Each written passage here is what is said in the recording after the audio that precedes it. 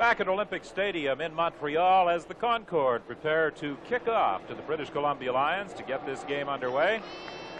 And the Montreal Concorde have a great opportunity this afternoon to take over sole possession of second place in the Eastern Conference following the loss last night by the Ottawa Rough Riders. The Rough Riders losing by a single point to the Calgary Stampeders. A cool afternoon in Montreal. Skies are overcast and there is the possibility of some rain before this game concludes. British Columbia Lions, as we mentioned, looking for a club record 7th consecutive victory. The two teams met on July 28th at Stadium at BC Place, and British Columbia won that game by a score of 22-7. The Concorde come into this game after a 2-week layoff, and they also have 2 games in hand on the Ottawa Rough Riders. So this is a big game for Joe Galat and company. Every time they can win right now, it gets them closer to getting that playoff spot, and really that's what it's all about. So, you know, the opportunity is there. It's up to them. David Tolaumu takes the ball at the 20-yard line, and he returns the kickoff to the 31. A kickoff of 48 yards by Jerry McGrath and a return of 14 by Tolaumu. And John Pointer was downfield to make the tackle. Tolaumu, because his sweater was stolen, will be wearing number 25 this afternoon. The receiving corps with Ned Armour in there in place of Sandusky, who is on the reserve list, and the offensive line. And at halftime, we might point out that Glenn Leonhard, who is playing that guard spot, will be featured at halftime. The pass intended for Mervyn Fernandez. It was deflected, and it will be 2nd and 10 for the Lions. They're starting out right away, Don, trying to get the ball to Fernandez, and we saw what he did last year against these same Concorde. There was 3 touchdown passes thrown to him, and I don't think he was touched one time by a defensive back. He caught them clean and ran for touchdowns. John Pointer, the new addition at that linebacking position. Pointer, of course, previously has played in the CFL with Edmonton, Toronto, and Winnipeg. Penalty flag on the play. Fernandez, I'm sure, was offside. They hit on the far side of the field as Pankratz takes the pass and is belted by Harry Skipper. And Pankratz felt that one as he is very slow in getting to his feet on the far side of the field. But I believe over on the opposite side of the field, Mervyn Fernandez jumped offside. Well, that's certainly what it appeared to be, but I'll tell you one thing, that is a great hit. He knocked him all the way back to the national anthem. Referee Lorne Woods sorting things out, and because Pankratz almost got the first down, the Concorde will take the penalty. BC 24, 2nd down repeated. So it will be 2nd and 15 now for the British Columbia Lions. They were just a half a yard short of a first down, and I think they may have gambled at that particular position on 3rd down. I think they would have there because they had about a yard to go, but right now 2nd and 15, this is a big one. Jacques Chapdelaine is in there taking Pankratz's place, so Pankratz is taking a rest on the sidelines from that hit. Roy DeWalt setting up the screen over the middle, and they are stopped well short of the first down as Paul Gray from his linebacking position came in to pin John Henry White. So the BC Lions are unable to move the ball on their first offensive series, and they are forced into a punting situation as Lou Pasaglia comes into the ball game, and that is a decided advantage for any team that has one man handling both the place kicking and the punting chores. Especially to do it so well. Pasaglia punts with anybody in the league, and he's such an excellent field goal kicker that he has an advantage over, I believe, both of Montreal's kickers. And it also, of course, gives you an extra spot on the roster, which you always look for, always. Every extra spot, you can sure use it. And the time count violation against the British Columbia Lions, as they took too long in launching the 3rd down kick, so they move 5 yards further back. So the Montreal Concorde could get the ball in reasonable field position for their first offensive series. BC number 5, 3rd down repeated. Don, the Montreal team defensively has been just as strong as anybody throughout the season, but they've had some changes in their linebacking core. Paul Gray in the middle linebacker spot and John Pointer are new in there, relatively new. And this may take its toll because you have to have those linebackers pretty well groomed in there in this game. Zaglia did a good job of fielding that low snap. Preston Young on the punt return to the 47-yard line. That was a 40-yard kick by Lou Pasaglia, a run back of 9 yards, and Ron Robinson, the ex-Concorde, was downfield to make the tackle.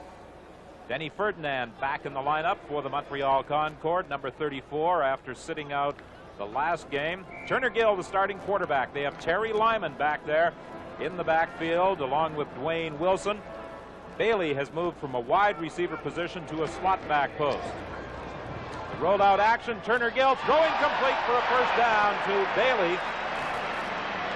And that takes the Concorde to the 47-yard line. And he was stopped there by Larry Crawford. And this is what Joe Galat told us Montreal would do, that rollout action with Turner Gill. Well, he said they had to get the ball to their inside receivers, Bailey and Iraqi. Plus, he has to see the quarterback run with the football. They got the 2 import running backs in there, and they're going to try to run this football on BC. I think because of the pressure that the Lions will exert on them throughout the afternoon. 1st and 10 from the 47. They try and go inside with Terry Lyman. And he ran right into Glenn Jackson at the line of scrimmage. Boy, that Glenn Jackson will hit you. We've seen him throughout the years just play some tremendous ball for the BC Lions. And getting back to the Montreal team, they will run with the football, but the quarterback is going to be the key. As far as Turner Gill is concerned, having a little bit of early success means a lot. A couple weeks ago against Hamilton, he started slowly and he ended slowly, so it's important that he starts off on a good note today.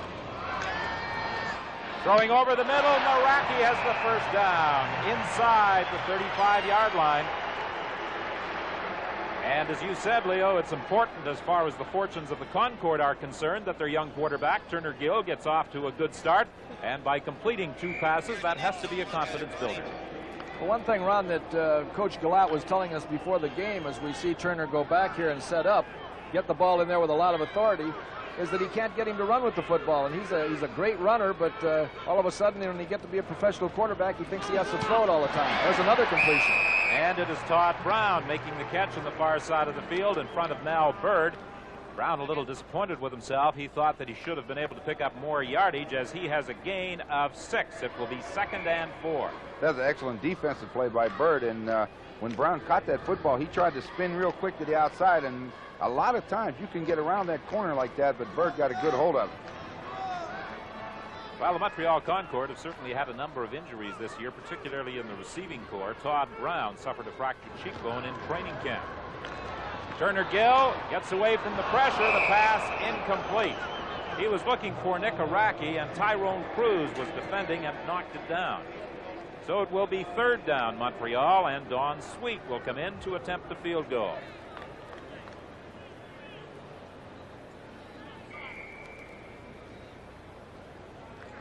That defensive unit of the British Columbia Lions, the stingiest in the Canadian Football League. They have given up just 125 points this season.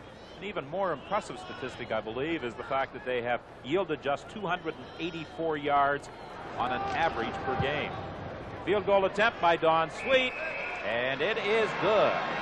So the Montreal Concorde lead the football game 3-0 with 10:30 remaining in the opening quarter.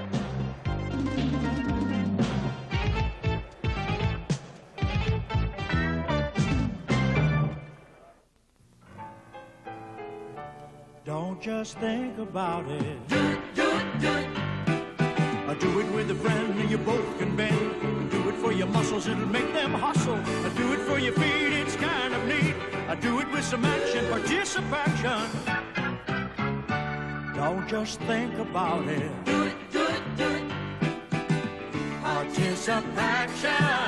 Get with the action. Do it, do it, do it. Well, certainly a contrast to the last time the teams met, when the British Columbia Lions dominated play in the first half and went on to that 22-7 win. That game took place July 28th at BC Place Stadium. The Montreal Concorde looking much more impressive on their first series of plays than they did in the entire game in their last outing against the Hamilton Tiger Cats. Well, that's for sure. They really look stagnant against the Hamilton Tiger Cats, but as you say, they look like a better football team, and I think the big reason is Turner Gill has had some success. You know, an interesting thing, Don, is this Montreal team has got to be a tough team physically, but they're the least penalized team in the entire league, and the BC Lions are third highest penalized. That may mean something, that the BC Lions are playing a little bit more aggressively this year defensively than the Concord are. Darnell Clash trying to get outside, and he is brought down at the 40-yard line by Paul Gray. Darnell Clash has that great speed, and he had a punt return for a touchdown a week ago against the Hamilton Tiger Cats. So the BC Lions will scrimmage 1st and 10, the ball at their own 40-yard line. Roy DeWalt's in there at quarterback, Ron. How about his hands? Has he got some pretty good hands? Oh, they're huge. He says he lifts a basketball, he can palm it with 2 fingers, so you know he's got some pretty big and strong hands. That really helps on a bad day to be able to get that kind of a hold on the football. Sideline pattern, Robinson, he's hit almost immediately after a pickup of 3. Well, Montreal sits in that zone. They're going to give you this pattern. It's only like a 3-yard gain. And when he goes out in the flat, if that ball's thrown high like that, he's going to get another hit from Skipper like Pankratz got. 2nd and 7 for the British Columbia Lions. Roy DeWalt directing the attack. For some reason, some fans in British Columbia still have not really accepted Roy DeWalt. I fail to understand that one, as he has had some outstanding games. DeWalt's in a little trouble here, gets away, sidelines, incomplete. DeWalt was under pressure that time, and that's something that the Montreal Concord felt they would have to do, is put some pressure on Roy DeWalt. Well, they got it from their defensive ends, Rocky and Armstrong. They put the pressure on him, and if they're going to stop him, he wants the big play. They're a big play offense. They look for those long passes to Fernandez. You can't give him time to do that, and when you put the heat on him, he can't do it. 9 minutes and 22 seconds remaining in this opening quarter. 3-0 the score in favor of the Montreal Concord. Bailey and Young are back for this 3rd down kick by Lou Pasaglia. Preston Young at the 32-yard line, and he is brought down there by 3 BC Lions. Kevin Konar was there, so was Rick Klassen.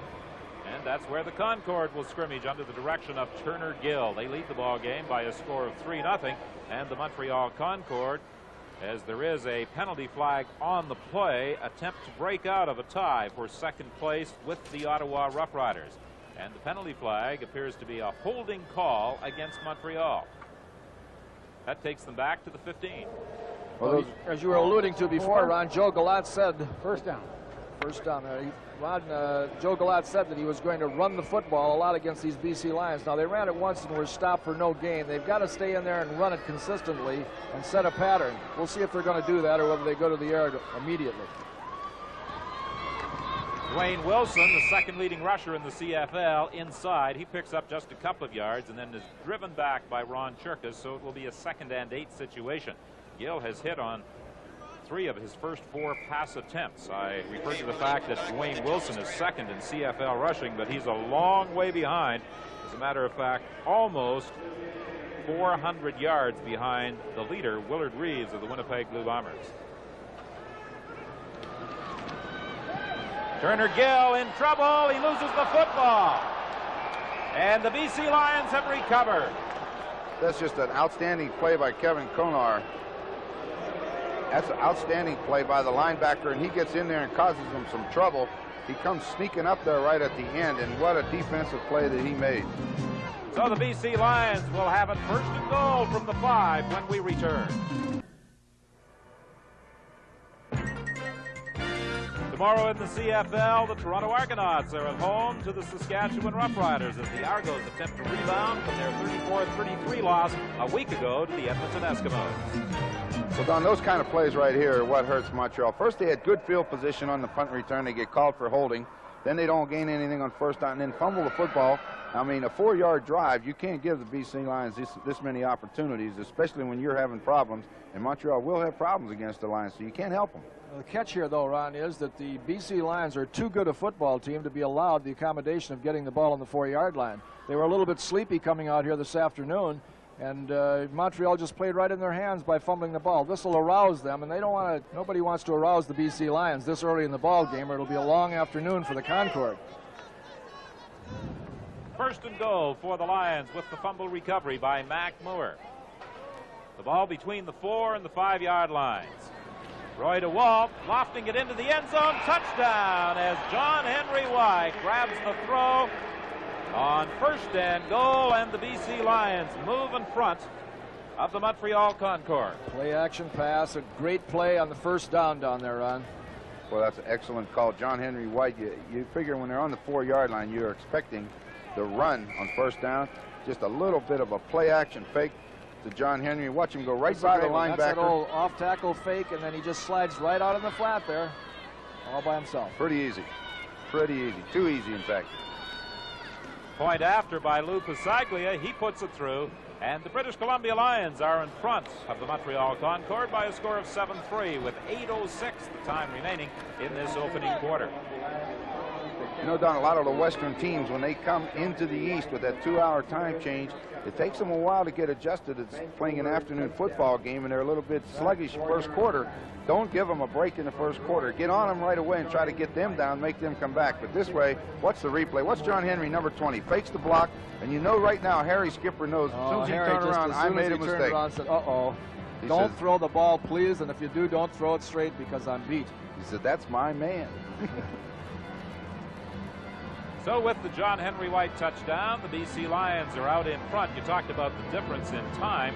A 3-hour difference, actually, between Vancouver and Montreal. So, in effect, right at the moment, it's just coming up to 11 o'clock in the morning in Vancouver. So, there is some adjustment to make. There sure is. And most Western teams are sluggish when they come in here in that first quarter. It takes them a while to get their bearings. This is Vince Faison on the kickoff return, and Faison does a good job of getting it back out to the 38-yard line.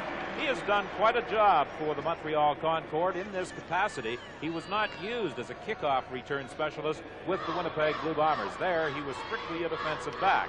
But Joe Galat obviously felt that Faison could do the job for him, and last year he sparkled as a kickoff return man.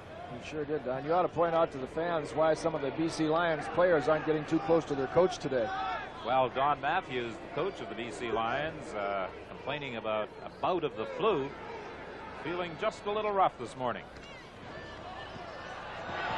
Turner Gill trying to run that football and gets it out to the 40-yard line. Stopped there by Mac Moore and Ron Churkas. So this is the difference with a veteran quarterback and just a rookie quarterback. Gill went back there. The thing opened up on the pass rush. He didn't take it. He waited for a minute. And when he decided to run with the football, the rush lanes had closed down and there was no place to go.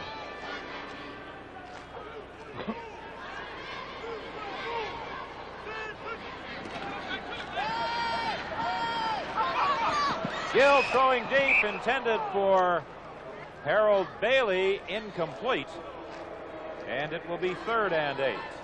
Pretty good man coverage on the play, but he should have caught the football. He got up in the air and he was underneath the defensive back. He just didn't get high enough, went off his fingertips, and that would have been a big play for him. They've got to get the offense started, because the longer it goes, the stronger the BC Lion defense is going to be. And they certainly cannot afford turnovers, such as they just presented the Lions at their own 4-yard line. And they better not give either one of these guys back here a little daylight either. Darnell Clash with the ball. And Clash does a good job of bringing it back out to the 40-yard line after a 44-yard kick by Jerry McGrath, and he's brought down by Frank Cossack, a 14-yard return. Well, the Montreal defense the last game played a pretty good football game against the Lions. They didn't exactly get run out of the park in that 22-7 score, but the whole thing comes down to the offense. But if they're going to hang in there, they've got to keep Fernandez under control, and it only takes one play for him to go the distance, so they've got to know where he is every time. I get a kick out of watching that offensive line of the BC Lions come out of the huddle. They kind of walk up the line of scrimmage like old pros, but when that ball is snapped, something happens. They've got a good offensive line. Penalty flag. Over the middle, complete to Tolo Umo. He fumbles the ball, and who has the football? Montreal has recovered, and there was a penalty flag on the play.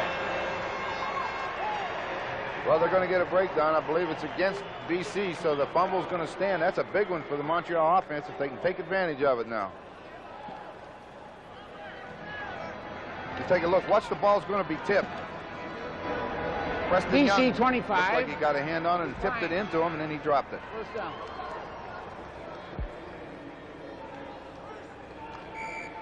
Well, for a pass receiver catching that ball downfield, when you catch it and you're looking downfield at the defenders, it's one thing. But when you make a spin and try to evade people, you've got to make sure that you hold on to that ball, because when you spin, you lose control of where the people are. And that guy just drove his helmet right into the ball, and the ball was gone.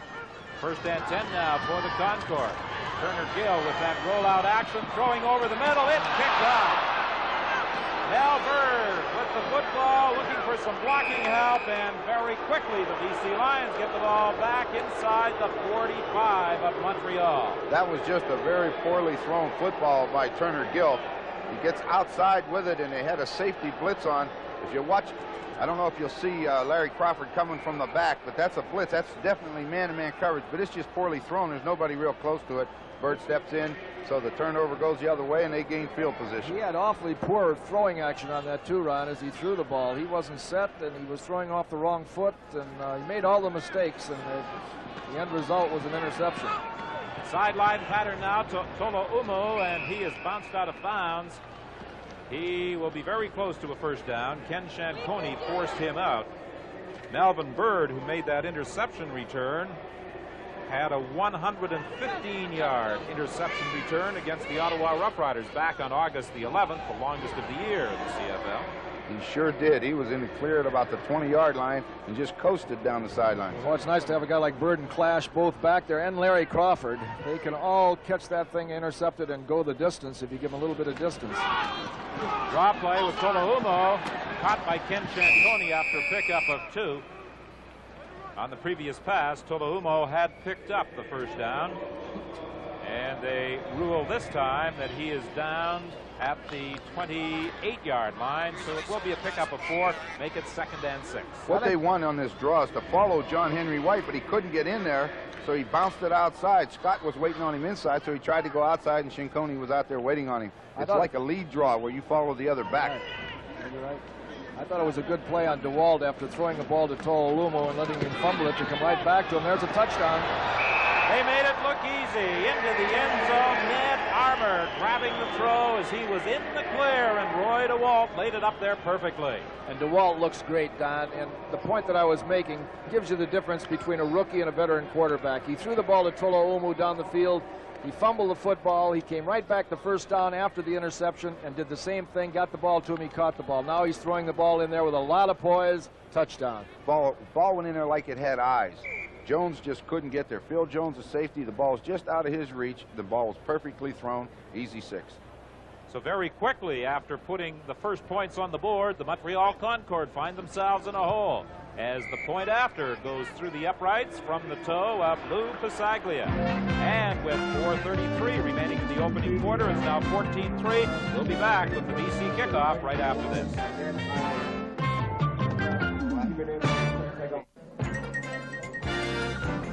Friday night, the Ottawa Roughriders entertain the Edmonton Eskimos. Next Saturday, Winnipeg is here at the Olympic Stadium. Saskatchewan visits BC. Sunday, Calgary is in Hamilton. The British Columbia Lions in front, 14-3. Very quickly, they take advantage of turnovers. First, a fumble recovery, and then an interception return. 2 touchdowns, making it 14-3.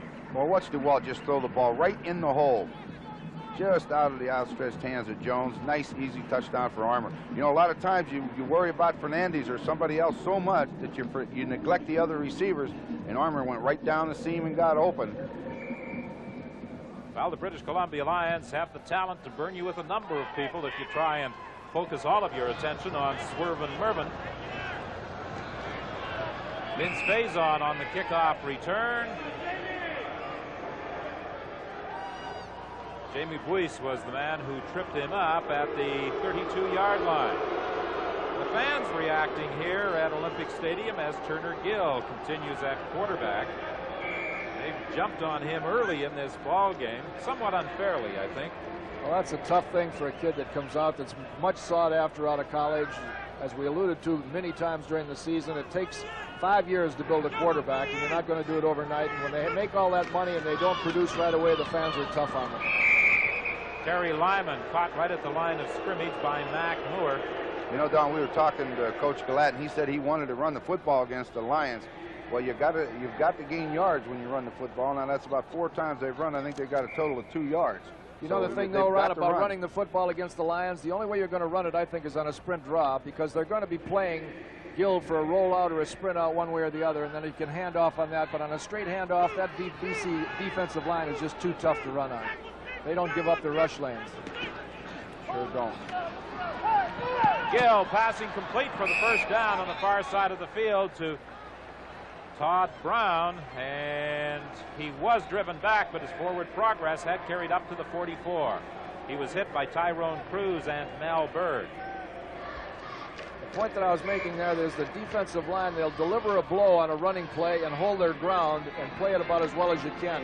On a sprint pass or on a rollout pass, they'll start deviating their path and try to get to the quarterback to cut him off. That's when you can hand off to a fullback on a draw or something like this and get some opening on the rush lanes. Turner Gill rolling out, running with the football. He finds a good opening. First down as he gets down to the 40-yard line, and that will take some of the fans who have been critical of him off his back. Well, that's what Glatt said earlier. They was actually going to run a quarterback option, and this is Turner Gill's offense. Watch him, a little belly fake, and now it's him in the back. He cuts in, gets a lot of running room, and that's the only way you can sometimes get a quarterback to run with the football. Call it a run, tell them there's no receivers, and there aren't any on that when they're down there blocking. That's a good job. As Glatt said, maybe I'll have to tell the receivers to fall down so that he'll be forced to run with the football. First and 10 from the 40-yard line. Rolling to his right this time, throwing deep into the end zone. Oh, he had the man wide open, and he overthrew Don Newman. Well, Don Newman was definitely behind everybody. He had beat Darnell Clash to the post, and Nelson Martin was nowhere to be found, and he just couldn't get it to him. There's also a penalty flag on the play. It appears to be a rough play call against the BC Lions. Well, that'll make him feel a little bit better. Unnecessary roughness. BC 28. First down. Larry Crawford guilty of the rough play call. That makes it a first down at the 25-yard line. Lorne Woods is the man in charge of the officials this afternoon, refereeing this ball game. We have 2 minutes and 8 seconds remaining in this opening quarter. It's a 14-3 game in favor of the BC Lions, but the Montreal Concord are threatening here. Here comes the quarterback on that run right now with the option. It looked as though he was going to pitch out to Dwayne Wilson, but he was hit by Glenn Jackson and James Parker. Well, it doesn't take that BC Lions long to adjust. Here's the fake in here to the backfield with the option of the pitch coming out here, but you see it, you don't see it yet, but Crawford was right on the pitch, man. There was just nobody to pitch to, and he had to eat the ball. You're exactly right. The halfback, Larry Crawford, got into that backfield. If he pitches it, he'll make the tackle for loss. Force the quarterback to run, and then knock the heck out of the quarterback. That was a quick adjustment because they haven't seen Montreal run this offense, but they did it in a hurry. Second and 10. Pass to Dwayne Wilson. He'll be about a yard, maybe 2 yards shy of the first down. Decision time now for Joe Galat. It will be 3rd and 2. Dwayne Wilson indicates to the bench that they should be going for it. Denny Ferdinand is going to come into the ball game, and Terry Lyman likely will come out. Well, it's at this stage of the ball game, they've got plenty of time left to get back in the game. They've got 2.5 yards to go for a first down. Joe Galat definitely should kick the field goal. He's being dictated by the crowd, Ron. Yeah, you Full house backfield with Harold Bailey coming out of the ball game with Denny Ferdinand in. You got 2 yards to go. That's tough. Turner Gill gets the first down as he scurries to the 10-yard line. Well, he made it look easy. He made the fake and then followed the back. Cut well inside. That play is designed to go outside, but I'll tell you one thing. He took what he saw and cut right up inside. Watch the quick fake. Well, he's done this so much in college where he looks to the inside and sees that opening and gets it. But it's still, regardless of the effects of the play, regardless of getting the first down, take the 3 points when you can get it, especially in the first quarter. Well, that was a case of Denny Ferdinand throwing the block on James Parker that opened that hole for quarterback Turner Gill. That's what did it. There's no doubt about that. Turner Gill had some difficulty in the exchange from center, throwing into the end zone for Todd Brown, incomplete. There's also a penalty flag on the play. I'm certain it will be a procedure call against the Montreal Concord. Oh, I think so. Everybody was gone but the center. That's He still right. had the ball in his hands. Everybody wanted to be in the play, and the center said, we haven't snapped the ball yet. You've got to come back here, but it's too late.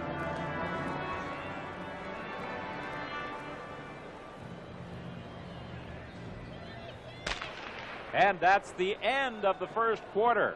So the Montreal Concord will be looking at 2nd and 10 when we return to Olympic Stadium in Montreal.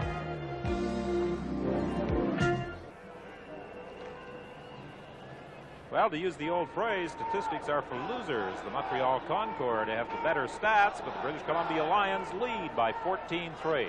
It's 2nd and 10 from the 11-yard line.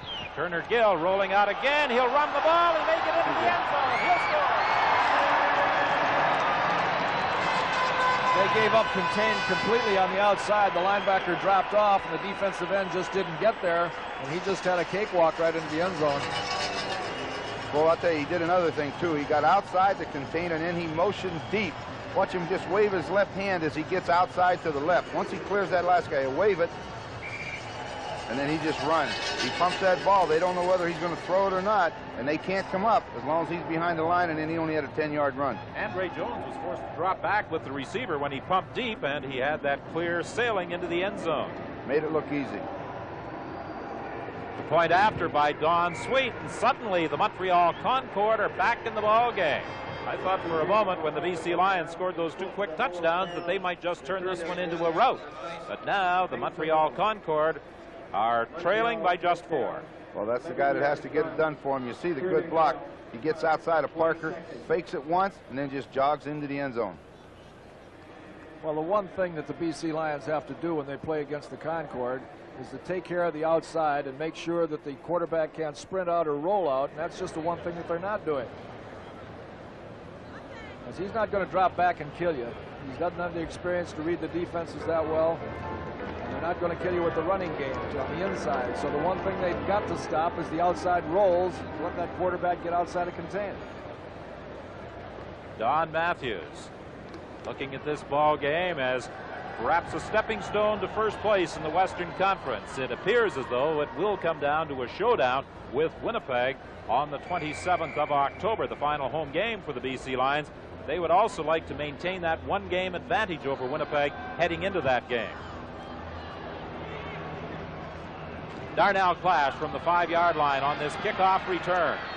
And Clash is contained at the 25-yard line, driven back by Harry Skipper and Frank Kosek. The BC Lions, under Roy DeWalt's direction, have just 2 first downs, but they also have 2 touchdowns on the board.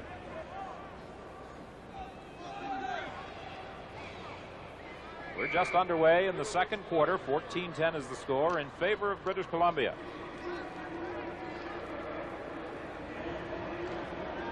Mervyn Fernandez comes out wide to the right. He's being covered over there by Harry Skipper. They attempt to set up the screen. It's knocked down at the line of scrimmage. It was deflected at the line of scrimmage by Paul Martin. That's the second time that in dropping back to pass, DeWalt in the first quarter and again here in the second has had a pass knocked down by a hard-charging defensive lineman. What they do is they bring him across the formation and they get a lot of heat, and then he runs out. There's a lot of room right here, but the ball gets knocked down by Martin. There's nowhere to throw it. Back to the live action. John Pointer makes the hit. The ball is fumbled, recovered by the BC Lions. Oh boy, that was a real break for the BC Lions because Pointer was in there on top of the football and didn't stay on it. And the ball was kicked away from him and the BC Lions got it back. Al Wilson, the center, dropped back to recover. Watch the hit off Pointer from the blind side, and that pops the ball away from Roy DeWalt, and it was almost picked up by Martin, but getting back, Al Wilson to cover up. A big break there for the BC Lions. On third down now, they are kicking from the goal area, but that could have been a Montreal first down just outside the 10.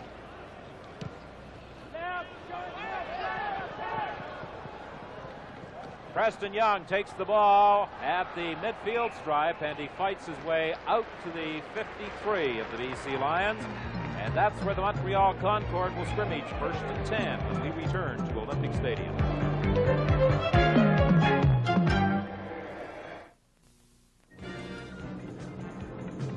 Winding up this weekend's activity in the Canadian Football League. Tomorrow at CNE Stadium in Toronto, the Argonauts entertain the Saskatchewan Roughriders.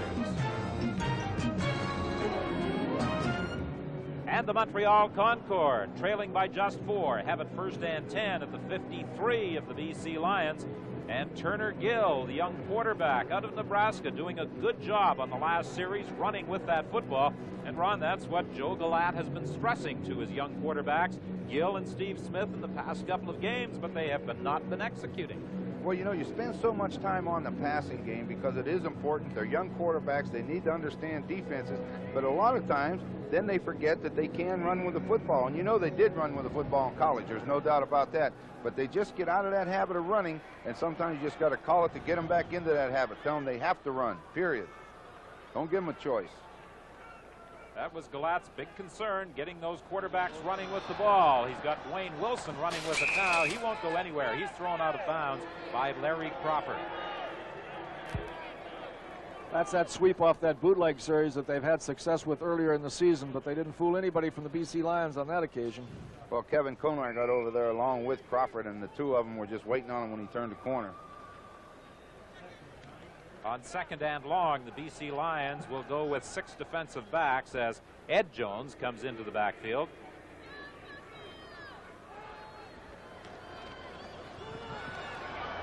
Over the middle, should be a first down depending on where they mark it. The catch made by Harold Bailey. Talk about young quarterbacks. Harold Bailey was a quarterback at the University of Oklahoma, drafted by the Houston Oilers. He played there as a receiver. Initially, he was sought by the BC Lions as a quarterback in 79-80. When Bobby Ackles, the general manager, was looking for a quarterback, he was negotiating with both Roy DeWalt and with Bailey. Oklahoma State product Bailey chose instead to go to the NFL, and Roy DeWalt wound up as the BC quarterback. A 1st and 10 situation from the 43. Denny Ferdinand picks up a couple of yards as he is in there in place of Terry Lyman. Boy, they're tough from tackle to tackle. That pass to Bailey, Turner Gill got it there, but if you think about it and seen how fast he delivered that football, he let it go in a hurry, because if he comes back to that, he better be careful of Kevin Konar. Got there just a step late. And you're throwing back against the flow. That linebacker will get underneath that hook, but he threw it so quick he couldn't get there that time. Just be careful with it. 2nd and 8 for the Montreal Concorde from the 40-yard line.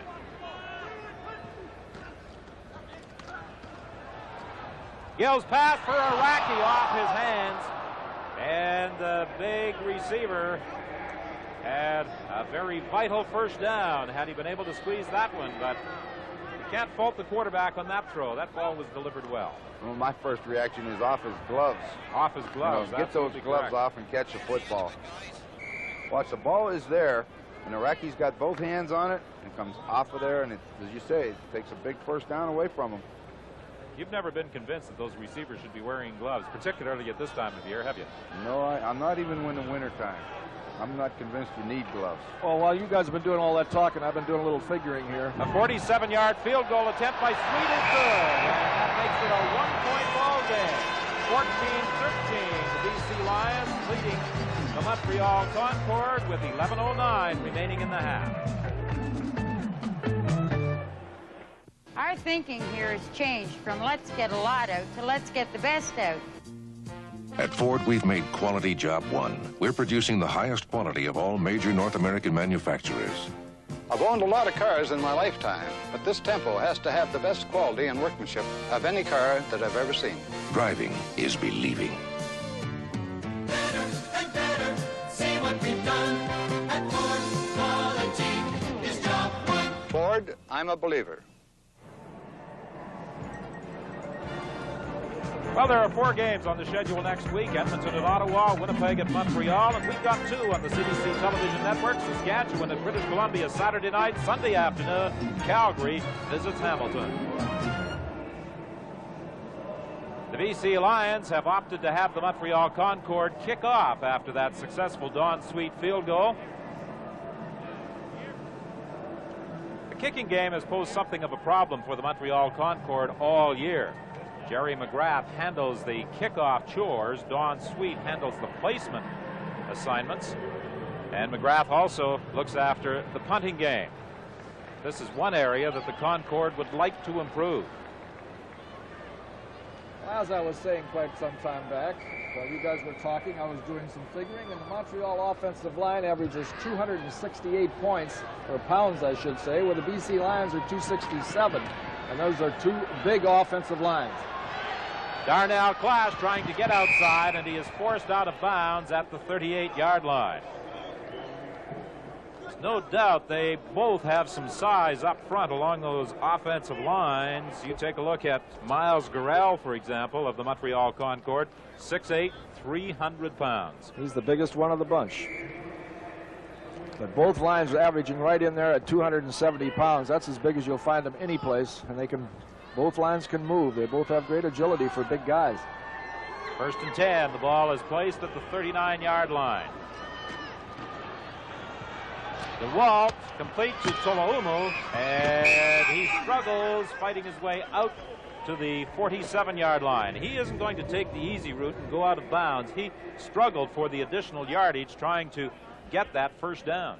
He likes contact. I just think back to that game when Montreal played him out in the dome at BC Place. He made a great run on a 2nd down 10 situation on a little swing pass on the short side. He must have run over 7 guys, gained 16 yards. He's not going to run out. His big trouble might be that he'll hunt somebody up to run over rather than run around somebody. He likes that. 2nd and 2. And have they got it? It's going to be close. Tolaumu again carrying the ball. Now, normally he wears number 27. However, his jersey was stolen from the BC Lion dressing room, so as a result, he had to wear number 25 for this afternoon's game. It may be close enough for a measurement.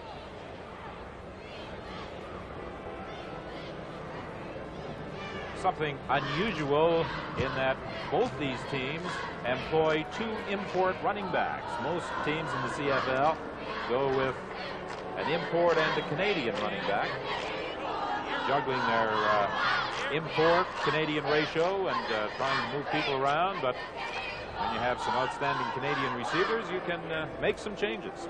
They put their number 1 quarterback sneaker in, the BC Lions. Tim Cowan at quarterback. That's something Cowan does very well. On 3rd and less than a yard, he drives straight ahead, and he has the first down.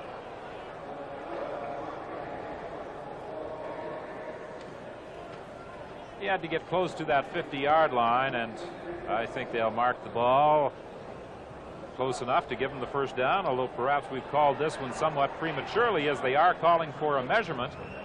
And let's see where they do place this football. Oh, mackerel. He didn't get anywhere near it. He may not have made it. The placement of the football is vital here, and I don't think, no, he did not make it.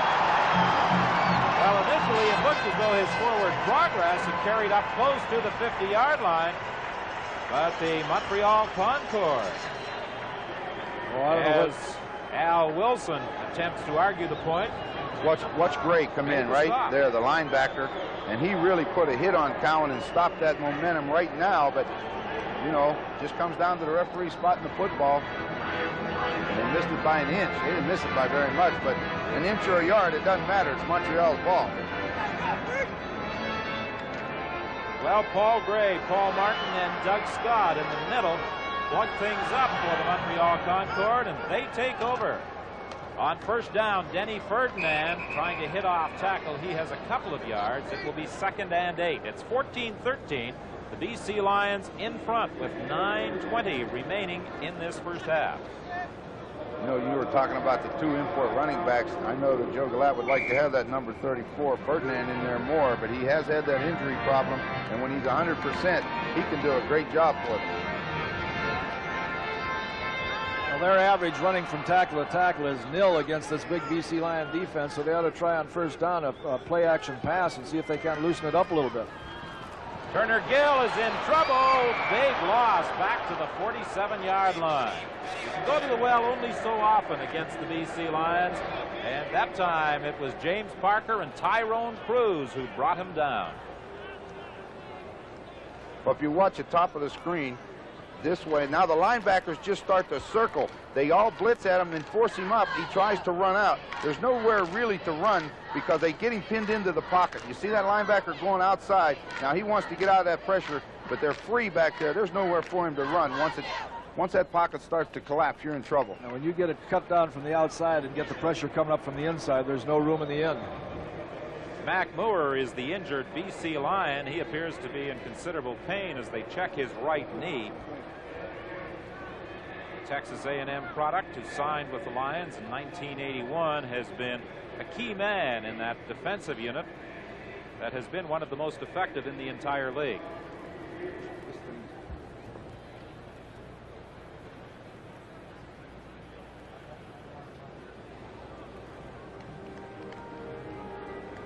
(14-13) is the score. Statistically, as you take a look at the top passers in the CFL, Dieter Brock, in terms of yardage, leads the way. Tom Clements of Winnipeg is in third spot with Roy DeWalt second, but Clements has the best percentage, completing better than 65% of his passes. Dieter Brock of the Hamilton Tiger Cats has completed 58% of his passes, but Brock this year has had 18 passes picked off. Turnover will get you. Fumbles, interceptions, and like losing the ball on downs is even a turnover. You don't want to do that too often. Third down punt by McGrath. Mel Bird runs it back out to the 27-yard line. A 46-yard kick by Jerry McGrath. So the BC Lions take over first and 10 with 8:28 remaining in this first half.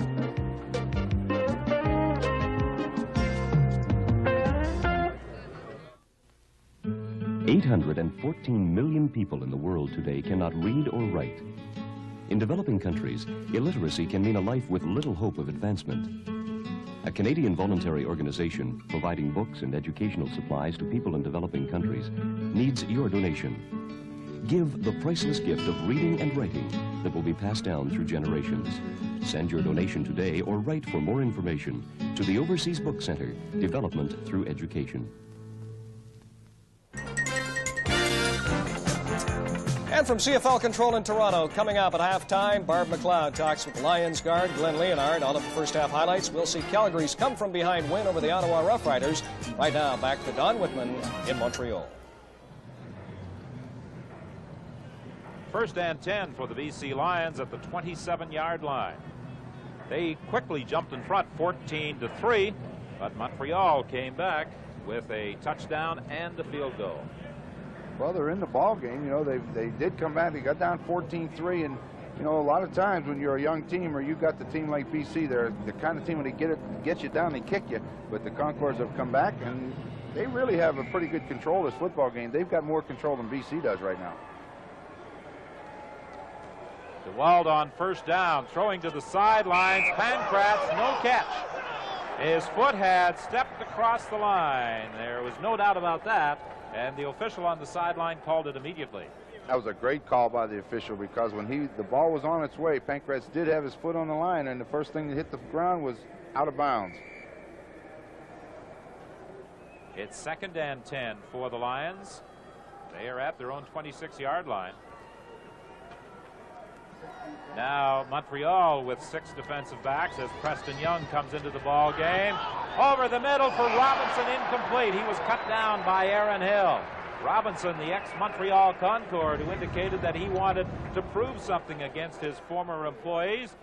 And that time it was Aaron Hill who proved the point, coming in to cut down Robinson on the pass. Well, what they're doing is they're so concerned with Fernandez outside, they're dropping Aaron Hill back to help out, and that opened the seam for Robinson. He should have caught that football. All Hill can do is come back to it after it's in the air. Third and 10 as the Concorde come up strong defensively, forcing the BC Lions into another kicking situation. 7:46 remaining in this first half. Good boot by Lou Pasaglia. It chases Preston Young back to the 30-yard line. He is downed at the 37. A run back of 7 yards after a 53-yard kick by Lou Pasaglia. The Montreal Concorde coming into this ball game with a record of 3-6. The BC Lions 8 wins and 1 loss. The best overall record in the entire Canadian Football League. Turner Gill, the rookie out of the University of Nebraska, continuing to direct the attack. Harold Bailey comes out, and Denny Ferdinand is in. A full house backfield. Randy Fournier is playing that defensive tackle position in place of the injured Mac Moore for the BC Lions. There's the option, and the pitch to Dwayne Wilson, close to the first down, out to the 47-yard line. Well, so far, Turner Gill is following the game plan rather well. This is exactly what Joe Galat wanted him to do. Well, that play is very simply run, and what happens, watch Turner Gill make the quick fake to Ferdinand. He'll come outside, and the mistake there, you see number 10, Bird, came to the quarterback and allowed him to have the pitch man. We said a while ago, Leo, that Crawford came up and made the quarterback run. This time they didn't force the quarterback, they let him make the pitch. Well, the whole idea of the option is to keep the man on the outside, take the pitch away, and then let the inside pursuit take care of the quarterback or the inside force. But Turner Gill has done that option about as well and as often as anybody has done it when he played at the University of Nebraska. And he knows how to do it. It should be a fine weapon in their arsenal, using him doing that option play. It's just shy of the first down. The ball is at the 47-yard line. Dwayne Wilson on the bench as Ferdinand and Lyman move into the running back spots. 2nd and inches. Turner Gill keeps. He has the first down, driving straight ahead. He had to get up to the 49, and he reached that point on the field with 6:50 remaining in this first half. You see the difference, Ron, and you above all can see it, between a quarterback that runs a lot in college and a quarterback that's strictly a drop-back passer. When it comes to running a quarterback sneak, they're so sophisticated. They know how to do it. They can get it easily, where a lot of times the quarterback that hasn't ran the football, he's so hesitant to run a quarterback sneak. Well, that's why BC switches and puts Cowan in there, because he runs the ball a little bit better than DeWalt does. 1st and 10 from the 49. Gill is hit just as he threw, and it is grabbed by Denny Ferdinand. Oh, boy. That's the shortest completion in the history of the game. James Parker, coming from the backside, hit the quarterback Turner Gill just as he threw. And you'll see Gill come to his left, but you'll see number 40 coming, and he's going to hit him with that arm in the air and causes that ball to go up in the air. Took a good hit, but that's a good play by Ferdinand to get up and get that football, because there's a lot of white jerseys around there too. Well, James Parker is nicknamed Quick for obvious reasons. He can get into that backfield almost before the quarterback gets the ball. And James Parker has to be a candidate for our Carling O'Keefe Defensive Game Star Award on the basis of his play so far. Good hit by Cruz on Wilson as they tried to set up the screen, but Tyrone Cruz, the middle linebacker, read that one perfectly. Well, Montreal tries to run that screen pass where they're going to let those defensive linemen come, and then they just swing it back. But watch the middle linebacker. He's watching that back, and then he just takes the shortest path, and that's a straight line. Watch him put the hit on the back. He doesn't mess around. And watch him, once he diagnoses that it's going to be a screen, watch him go to it right now. You got to get there quick before the blocking can get in front of you, and he got there. And now the 3rd down punt return by Darnell Clash out to the 35-yard line, stopped there by Chuck McMahon. 3rd down kick by Jerry McGrath, fielded by Darnell Clash to provide the BC Lions with a first down at the 35 by McGrath. And a run back of 10 by number 1, Darnell Clash. 5:20 is the time remaining. Chuck McMahon was the man downfield to make the tackle.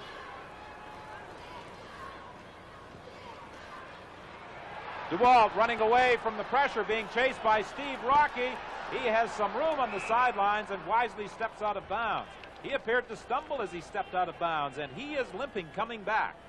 We talked with Roy DeWalt prior to the ball game, and Ron, you indicated to Roy that in some of the games we have seen this year, he did not appear to really push off as well as he should, and he said he is still having problems with that ankle. Well, where I noticed it with him is when he backs out of there to throw, backing up, he doesn't want to put a lot of weight on it, but he runs well with it. He had a lot of room when he came up the middle and showed good speed, but let's see what happens when he goes out of bounds. He tries to get that one more step, and then he stumbles a little bit. Little swing pass to Tolaumo. Oh, he broke a tackle, still on his feet down the sidelines, and is finally stopped at the 27-yard line. Well, you better tackle this guy, because he's not going to go down unless you get a good solid crack on him and then get help from somebody else. He's indicated that all year long. When he catches that ball going down the sidelines, you'll see him right here. He steps out toward the sidelines and looks back in, and look at here. 2 people missed tackles right there. He's still on his feet. 2 more missed tackles right there. You know, this guy is a great 100%er with the football under his arm, and that's what Coach Matthews likes about him. He's never down until they stomp on him. A gain of 23. He was finally corralled by Paul Gray. It will be 1st and 10 from the 27-yard line. I'll tell you, there's some pretty good-looking tacklers over there that miss tackles.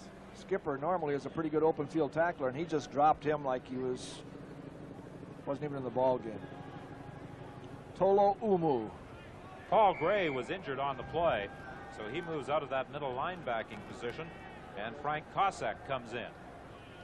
Last year, Montreal had Willie Hampton and what's the young man's name that goes to Winnipeg? Delbert Fowler. Delbert Fowler, and both of them are not there any longer, and they've got 2 new linebackers. That makes a difference in the defense. They also had Kurt Garl, now with Ottawa. Over the middle, complete to Ned Armour. 1st down at the 10-yard line. You know, you wonder when you look at the statistics. Montreal has 170 first downs. The BC Lions only 169, and you wonder how the Montreal team can't be making more yardage and how the BC Lions are making so much. As you see DeWalt back here and just put it in there. But they score, and they move the ball so effortlessly, Ron. Yeah, that was a good play by the receiver that time. Armour just finally found the open area for the quarterback. For Fernandez, incomplete. Penalty flag on the play. They're ruling that Phil Jones, I'm sure, screened Fernandez. He had his back to the quarterback as DeWalt wafted that deep into the end zone, intended for Fernandez. Well, the way this is interpreted, if he's got his back to the quarterback, no matter if he makes a clean swat on the ball. Defensive forward pass interference. Montreal number 6. 1st down. Even if he makes a clean swat on the ball, as long as he's got his back, and you'll see him right here, turn to the quarterback. See him? He may make a clean swat and not hit the receiver, but he's got his back to the ball, and it's called face guarding. Jones protested, but to no avail to the official, and it's 1st and goal, BC from the 1-yard line. Roy DeWalt keeps, touchdown. No, he fumbled the football. The official there signaled touchdown. Signal touchdown. The official on the sideline signaled touchdown. Which absolutely means that if the ball crosses the plane, it's 6 points. I'd like to see this again. Yes, I would as well. Well, let's see. We're going to get a good look at it. He's going in. Yeah, he's got the ball over the white line, and then the ball comes out. I didn't think so. He didn't go across the line with it. I thought that Montreal recovered. That's what I wanted to see, because Rocky got up with a football. BC's very fortunate to get it back. They really were if he didn't have it going over. 2nd and goal from the 2. They did not make it. And it was John Pointer, the new addition. I'll tell you who made a great play was Glenn Weir. Came from that defensive line position, and he got into that backfield and stopped it, and then Pointer was there to knock him down. So now on 3rd and goal from the 2-yard line, Coach Don Matthews is sending in the field goal unit, and the veteran Glenn Weir, in his 13th season, has done his job, and he heads off to the bench. You're absolutely right. He was the man who stacked it up. Well, that was a great play by Weir. He stripped everything, and that gave Pointer a free shot at the ball carrier. From 9 yards out, a field goal attempt by Pasaglia. He puts it through. And with 2:13 remaining in the 1st half, it's now 17-13 in favor of the BC Lions.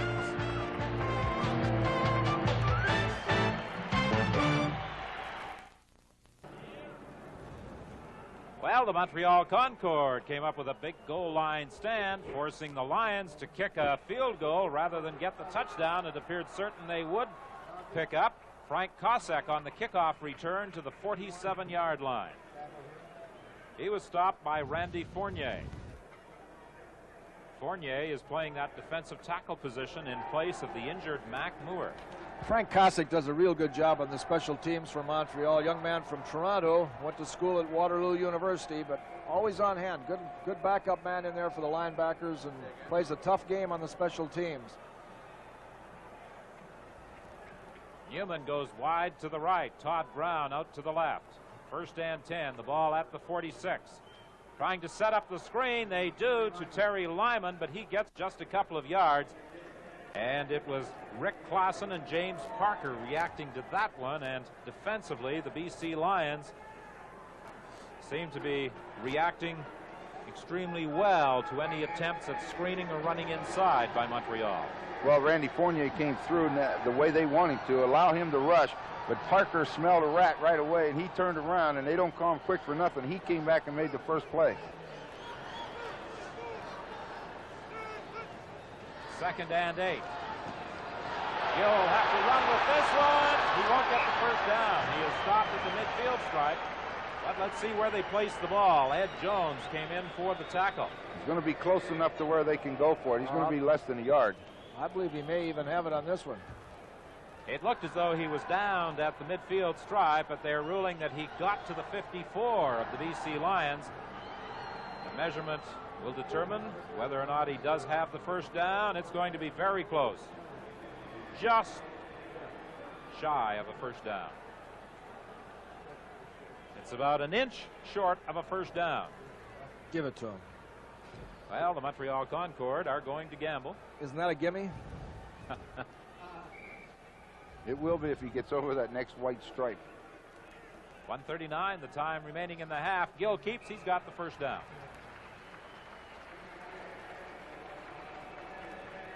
The Montreal Concord desperately want to come up with something before this half ends. They trail at the moment by 4, but it would certainly give them a boost to go to the dressing room with a field goal or a touchdown. Montreal, in terms of first downs, has the edge over the British Columbia Lions. But a couple of turnovers led to touchdowns for British Columbia. A fumble recovery and an interception paving the way for major scores. Bailey, he has the ability to throw the ball. Oh, a bad throw. And it is fortunate for the BC Lion, or for the Montreal Concord, that BC did not pick it off. There's a penalty flag on the play as well. Rough play charged against the BC Lions. Well, that was defensed about as well as you can. We'll hear what the roughing call is, but they run that reverse to Bailey, who has been a quarterback, and he was very, very fortunate that the ball was batted because his receiver was covered. I think they call it on Crawford, but Crawford is... Major foul, unnecessary roughness, BC 37. Oh, they call it on Jackson. Couldn't see what he did, but I know one thing, that his receiver was well covered. Newman was downfield, he wasn't open. But that's a big one. They still got time to score, still got time to do something. Well, we talked before about that guy being a quarterback, and they were going to use him to throw the ball. Didn't throw that one very well. Gill rolling out. He had the option there. There's a penalty flag on the play again. He got back to the line of scrimmage, and that was about all, to the 38-yard line. Holding will be assessed against Montreal. I believe it's Denny Ferdinand they're going to call.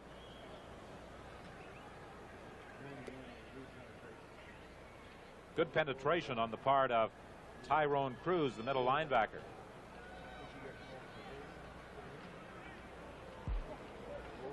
Holding. Montreal 24. First down repeated. Terry Lyman. Lyman got the 4s mixed up. 24, not 34. Terry Lyman guilty of the holding violation. It's now 2nd and 20. Back at the 48-yard line. With 1:06 remaining in the half. Pass is complete to Lyman, but quarterback Gill had to throw that one a lot sooner than he wanted to because of the blitz by safety Nelson Martin. Well, that's what happened. Boy, Turner Gill took a pretty good hit that time. And the reason for it is very simple. They blitzed one more man than they can handle, and number 4 came free on a safety blitz, and he puts a good hit on you at the best of times.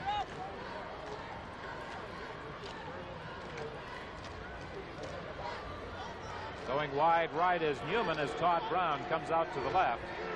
They're a little bit out of field goal range. They've got to get something. Gill throwing over the middle, incomplete. Well, there's the inexperienced quarterback in the final minute of this half. He used 20 seconds to get that play away. We were talking before the game, Ron, and I think when you were quarterbacking the Saskatchewan Roughriders, you used to be able to run 10 to 12 plays in the final minute of a half of the ball game. We also adjudged that the reason he could do that was because he did it in Regina, where they gave him about a half hour every time he had the clock with 2 minutes left.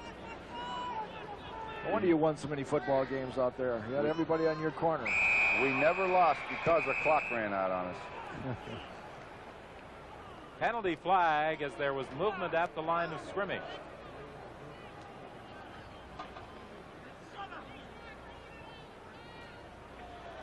The offside call against the BC Lions. And now, will the field goal unit come into the ball game? It will be a 48-yard try. Offside. BC 63. Third down repeated. Randy Fournier, who is replacing Mac Moore at that defensive tackle spot, moved. And now the Concord field, they are within the field goal range of Don Sweet. Well, he made a 47-yarder last time. This one's 48. This is about maximum distance for Don. It's long enough. It's good. Well, I said a few moments ago that the Montreal Concord desperately wanted to come out of this final drive with something, and they do. A field goal by Don Sweet, and that should give them a lift as they head to the dressing room with 33 seconds remaining. 17-16 the score. And again, early in this ball game, it looked as though the BC Lions might just run away with it as they led 14-3. Well, their offense hasn't been consistent today. Outside of the last drive that DeWalt put together down the field, they had had 2 touchdowns on turnovers, and they haven't established their offense against Montreal's defense yet. So this game's still hanging. Whoever takes control in the second half. Right now, Montreal's offense is playing as good, if not better, than BC's. 17-16 the score. Don Sweet has kicked 3 field goals, 35 yards, 47 yards, and 48 yards. That man, David Tolaumo, has been the big man in the BC offense, both as a pass receiver and as a running back. Actually, the big difference in the offense of the Montreal Concord this week is that little option play that they put in there that they've utilized so well with Turner Gill. It's made the big difference in their offense, and it's stretched the BC defense to the point that they're not as consistent with their rush as they normally are, and so it's given Turner Gill a little bit more time. You're exactly right. The only time they've been in trouble is on second and long yardage. When they've been able to move the ball on first down, they've been okay. Good kick. Good kick by McGrath as he found the hole, and it rolls back into the end zone. Darnell Clash starting out from about a yard deep. And Clash is brought down at the 14-yard line. Well, you know, we've had 2 mistakes by the BC Lions. One on third down when they're punting the football. Don't be offside. Let them give you the ball. And this time, when the ball got between the defenders, they're back to the 11-yard line. Those are 2 things coaches don't like to see happen at the best of times, but especially at the end of a half. 26 seconds remain in this first half. Donnie Matthews is saying, just keep the ball on the ground, run out the clock, and let's go in and talk about this thing. Don't do anything crazy. Roy DeWalt's not about to either. A handoff to Tolaumo up to the 19-yard line with 22 seconds remaining. Stopped there by Doug Scott and Sandy Armstrong.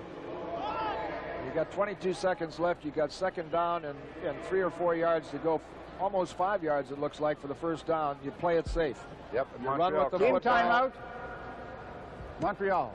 The Montreal Concord calling a timeout. Now, this is the time when Donnie Matthews calls over DeWalt and he says, listen, there's only 22 seconds left on the clock.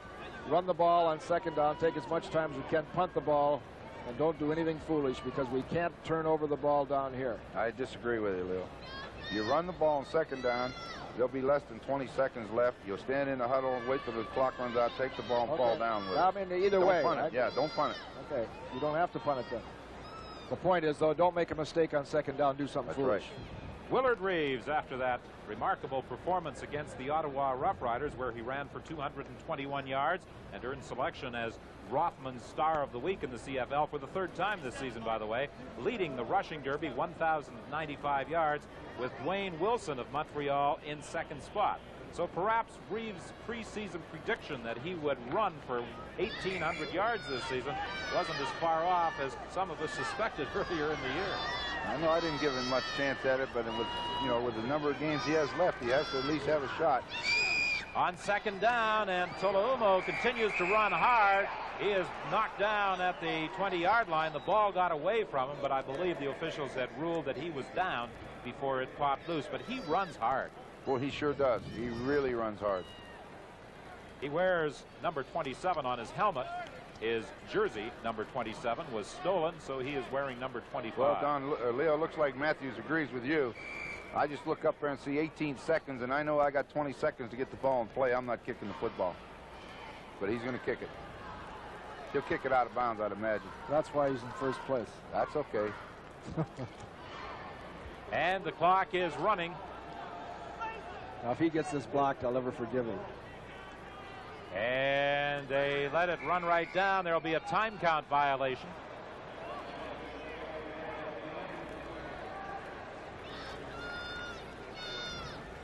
Now they can quarterback sneak it.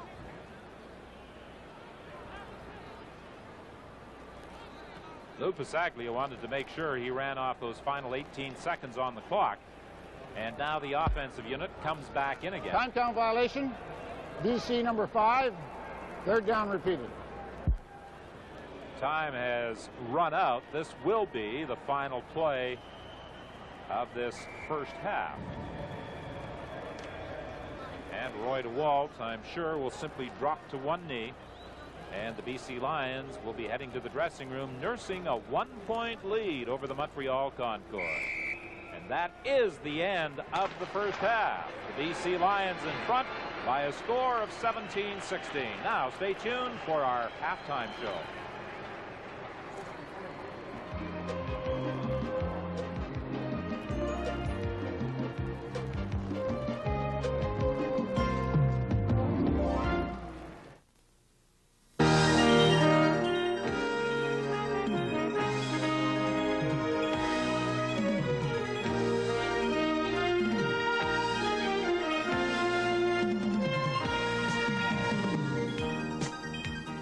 BC guard Glenn Leonard is in his 8th year as a pro with the Lions. He has developed into one of the most consistent offensive linemen in the CFL. He weighs in at 265 pounds and admits it's hard to keep it that high. So, diet has become a very important part of Glenn's life. We get just about everything from spinach pie to, whatever, turkey. I mean, I always think of you as sort of a brontosaurus bone. That's a stereotype football player. Yeah, he's this big and he eats this much and he only does these things. And he's only capable of doing those things. There's a lot of people out there that believe that.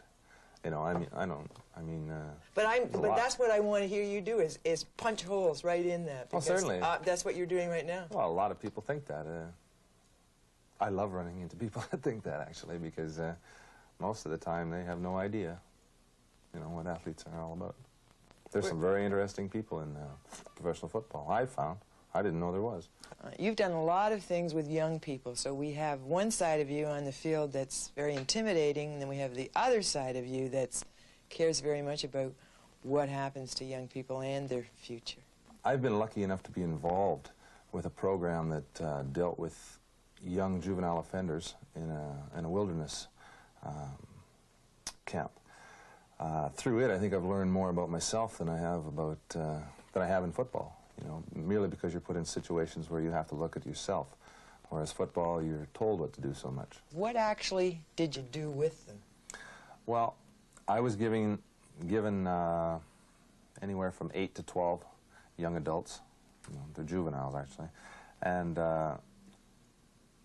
for 9 weekends, we would go through certain different parts of the program, starting with pretty scummy, can I say that? Scummy labor. You do dishes, you clean the floor, you do calisthenics, you go swimming in the ocean in the morning, and you go running in the morning, and all sorts of things that young people nowadays don't seem to want to have anything to do with, but they're taught a little bit of, humility. Yeah, humility and respect, I think, too, for each other. They learn to get along with each other, and of course I teach them little courses, fire suppression, ropes and knots, first aid, things like that. Then they move along to climbing mountains, canoeing, building things around camp, things that are a little more important. And then in their final stage, they'd go off.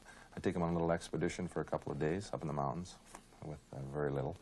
And then I'd put them on solo, where they spend 3 days out in the mountains with nothing but a little shelter, a sleeping bag, the clothes on their back, and an insulate, which is a little foam pad. And during this time, they get a lot of time to think about what they've done, what they've learned and what they're going to do when they leave camp. And this period of time, I think 90% of these kids learned something that was very, very valuable to them. I mean, a lot try to sleep the night away, but it just doesn't work that way. And then they graduate the following weekend. And when those kids graduate, I've never seen one that didn't smile. That's very heartwarming. It's kind of like a forced meditation, isn't it? Oh, the solo part of it is, yes, certainly.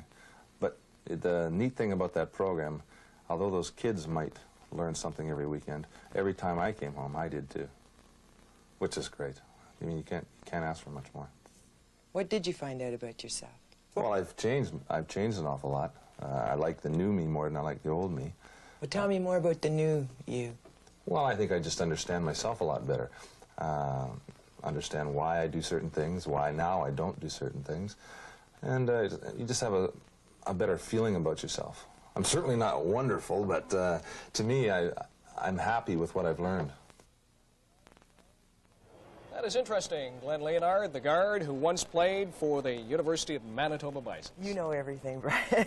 I thought you might like to know, though. Glenn is recently married, so you can imagine just how much his wife is involved in all this diet business. She is winning. He has had an Order of Merit made for her, and it's hanging proudly in the kitchen. No junk food for him, Brian. I feel sorry for him. Listen, you've just come back from a Western swing. You've talked with some very interesting people. Who are we going to be hearing from in the weeks to come? It was a good trip. I'm really passionate Canadian now, Brian. You're going to be meeting the Eskimo General Manager, Norm Kimball. Right. You'll be meeting Winnipeg head coach, Cal Murphy. Players, I better check here, Daryl Moyer, Greg Vavra, James West, Brian Kelly. I mean, the list is long. Good trip. I'm glad you guys did some work out there for a change. Oh, we work hard. Stay with us. Our halftime show continues. We will take a look at highlights from the first half of this football game. Surprisingly good game. The Lions lead the Concorde by a single point. Stay with us.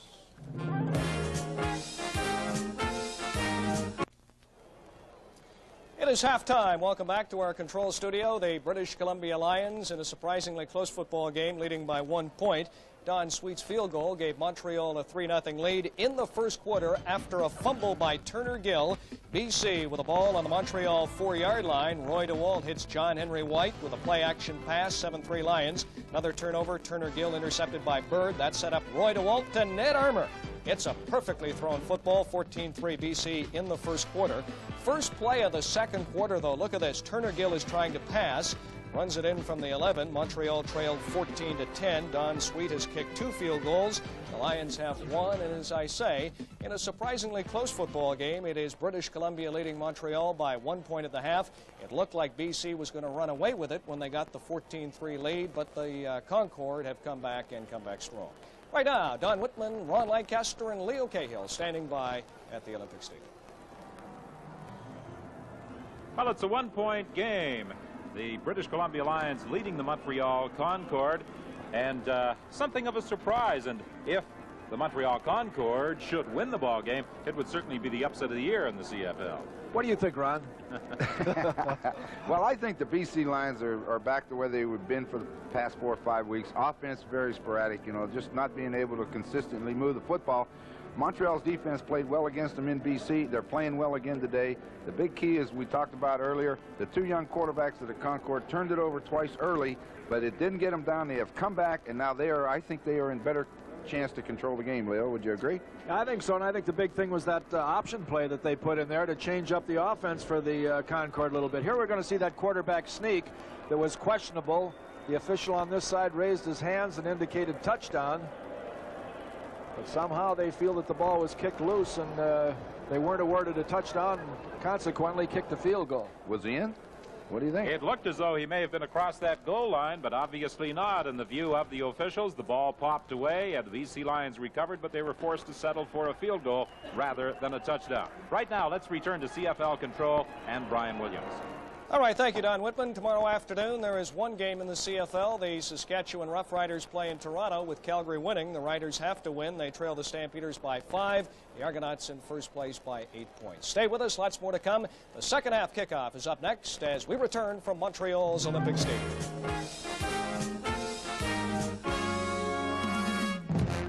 Time, Coach Joe Galat told Nebraska rookie Turner Gill that he must continue doing the same thing over the final 30 minutes, and that is to run with the football. Use the option play. He has to move the ball. He can't afford to be dropping back to throw the football. He has to be rolling out and throwing it. Well, the thing is, Don, the last time we saw the Montreal play was in Hamilton, and he did not look very good at all. He looks a lot more relaxed today, and I think that's because he is running with the football. He's more at ease. That's the way he's played before in his career, and he feels more at ease running, Leo. You know, he's trying to do the same things that he did against Hamilton, but I again point to the fact that that option play that he's running has loosened up that BC defense to the extent that they're not penetrating like the Hamilton defense did to take away that sprint out stuff and roll out stuff that he's doing. One time they just dropped off the line of scrimmage and gave ground, and he ran it in for a touchdown. Well, before the BC Lions get this kickoff underway, we should point out that Miss Montreal Concord for 1984 was named at halftime, and the lovely lady is Teresa Giroir, who will represent the team in the Miss Grey Cup contest in 1984 in Edmonton.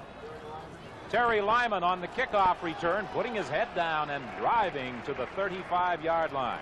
So that's where the Concord will scrimmage 1st and 10 to start this second half. Bernie Glear and Nelson Martin were both in on the stop.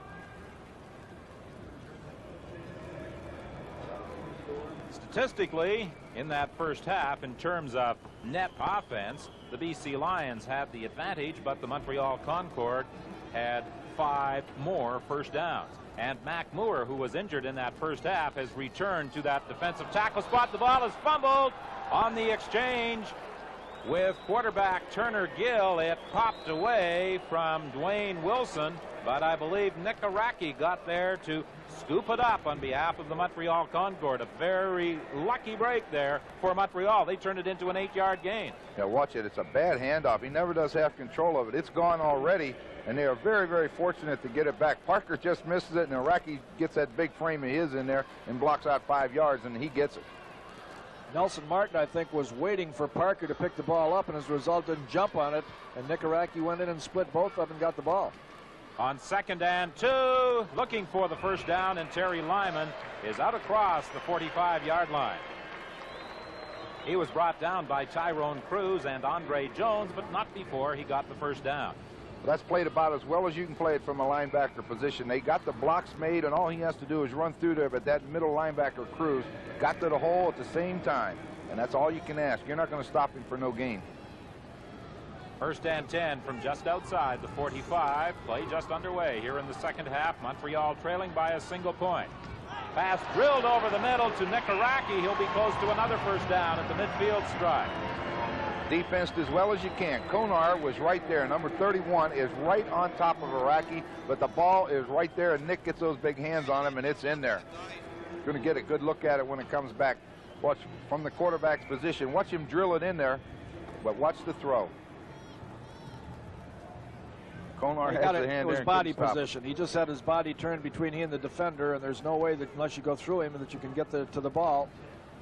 Turner Gill on 2nd and inches. He keeps for the first down. The history of this BC Lion team, though, has been give you the 5-yard, give you the 10-yard, give you the 15-yard, and then take it away from you. And conceptually, you got to say that Donnie Matthews, being a defensive specialist, has done a tremendous job with this team. They've had all kind of injuries throughout the years that he's been the head coach the last couple of years, but they've always come up with a team concept on defense that's been very, very good. Newman goes out wide to the right. Todd Brown comes out to the left. The handoff straight ahead to Terry Lyman. He picked up just a couple of yards. Lyman is back in the lineup of the Montreal Concord after missing 4 games because of injury. Glenn Jackson was there on the stop. Glenn Jackson having another good game. He's been our Carling O'Keefe Defensive Player of the Game throughout the years on a couple occasions, and he's playing another strong game today. Well, he goes out of the ball game on 2nd and 9, and coming in is Ed Jones. 6 defensive backs now in there for the BC Lions as they anticipate a passing play. There is the pass, and it's complete to Harold Bailey, and he continues on for the first down. It looked as though he was going to be stopped. I think the defensive back almost eased up. I think he thought he dropped the ball. He just pushed him. You know what I believe? I didn't think Larry Crawford even thought they'd throw the ball to him. He figured he had him covered, But take a look at it. He's trying to get off. Now he makes the break to the outside, and Crawford figures he's not going to throw the ball out there. He didn't really even try to tackle. I think he thought he was falling down when he caught it, and he just caught his balance and recovered and made enough yardage for the first down. And that's really all that matters. That's right. Get him home before it's all over with. There's the handoff to Dwayne Wilson. Wilson breaking through for a gain of 9. Jones and Nelson Martin stopped Dwayne Wilson very close to another Montreal first down. Well, that's that misdirection play where they start in one direction and then just hand back. It's almost like a draw, and they pull the lineman out, and he, for the first time all afternoon, has found a vacancy between tackle and tackle and just got through there. And if they can open up that middle, that could be the secret to winning this football game. Well, the coaching staff attempted to send in the short yardage offense, but it was waved off by Turner Gill. He gets the lineman first down. They took too long getting that short yardage team in there. If you're going to send them in there, get them in there. Otherwise, the quarterback takes one look. They're not coming. He calls the play. And he called a pretty good one. He gave the ball to Terry Lyman, and there's an injured BC Lion on the play. And if that's Crawford, they could be in real trouble. It is Larry Crawford who is down. He last year was chosen the outstanding defensive player in the CFL for the Rothman Star of the Week selections. But it appeared as though he perhaps was just winded or shaken up a little, but I would think from the way he's walking off that he'll be able to return. So now Ed Jones is into the ball game in his place.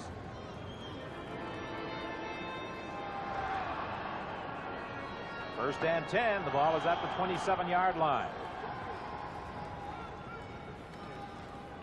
Hand off to Dwayne Wilson, and Wilson has another first down. Well, Coach Collette was saying before the ball game, if they could start one way and get Tyrone Cruz going that way and then wall him off and cut behind him, they'd be able to run inside, and that's what they've done so far 2 times in this quarter for the first time in the ball game. Well, this would almost indicate to you that they found something at halftime that they could talk about, because they were unproductive during that first half trying to run from tackle to tackle. Now they've found it 2 or 3 times in the second half. They go inside again with Dwayne Wilson, and he fights his way to the 12. Pickup of 2. It will be 2nd and 8. Well, that first down would be a great place in that position on the field, just like DeWalt did earlier in the ball game, to come up with that play-action pass off of that run that they've been successful with and just throw it in there for a touchdown. But 2nd down now, and it's a predictable passing down. Larry Crawford is back in there. Going to have to roll one way or the other.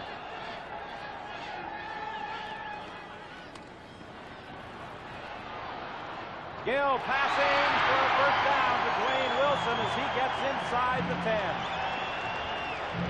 Nelson Martin forced Wilson out of bounds, but it will be 1st and goal, although perhaps prematurely we have called a first down for the Concorde as they are asking for a measurement. Well, you see Wilson go in motion, and then he just swings straight out of there, and that forces Nelson Martin to come a long way to cover him. Ball's well thrown, a good position, got his body between it, and he's right down close. It's a first down, Montreal. 1st and goal, Montreal from the 4-yard line. This has been a good drive that the Concorde have put together. A good spot right here for that quarterback draw, right? Well, take a couple steps backwards and step right up inside if you can get those linebackers out of there. Yeah, I don't know if you can get them out of here down there. BC likes to play man-to-man and blitz you down here. Let's see what they do. If they don't blitz you, you got a shot at it.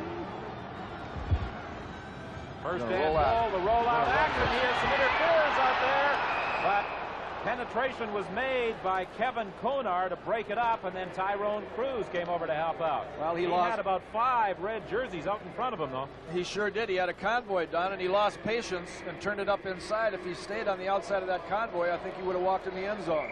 You know, Kevin Konar's played a fine game today. He made the first fumble. He caused the first fumble to set up a touchdown, and he's made a couple big plays for him throughout the afternoon. 2nd and goal from the 4-yard line. Gill rolling to his left this time. He's got the same situation, trying to go outside, and he is stopped at the 2-yard line. That time, had he cut in, I think he might have made it. On the previous play, he had to go wide. That was run all the way. There wasn't any doubt about it. His receiver, number 16, is down the field already throwing blocks for him. Don Newman's in the end zone blocking, so he wasn't looking for the ball. Well, Joe Galat obviously is going with it. But take a look. I think if he had cut inside, he might have made it. What do you think? I don't think that he didn't see that one blocker pick up that linebacker. Coming inside. Had he saw that blocker pick up that linebacker, it was wide open on the inside. Now, I don't know about this call right here. He's going to run again. Third down and 2 yards to go. They're gambling on third down, rolling to his right. He has hurry. to outrun Tyrone Cruz. There's the pass. Touchdown! Nick Araki. That was not a pass. That was a designed run. Nick Araki saw he wasn't going to make it. Turner Gill knew he wasn't going to make it. And Araki went to an open spot, and Gill found him. Well, that was shades of the same type of a play that Nebraska failed on last year to win the national championship against the University of Miami. Although it was a power pass to the outside or an action pass to the outside last year. This year, he rolled to his right.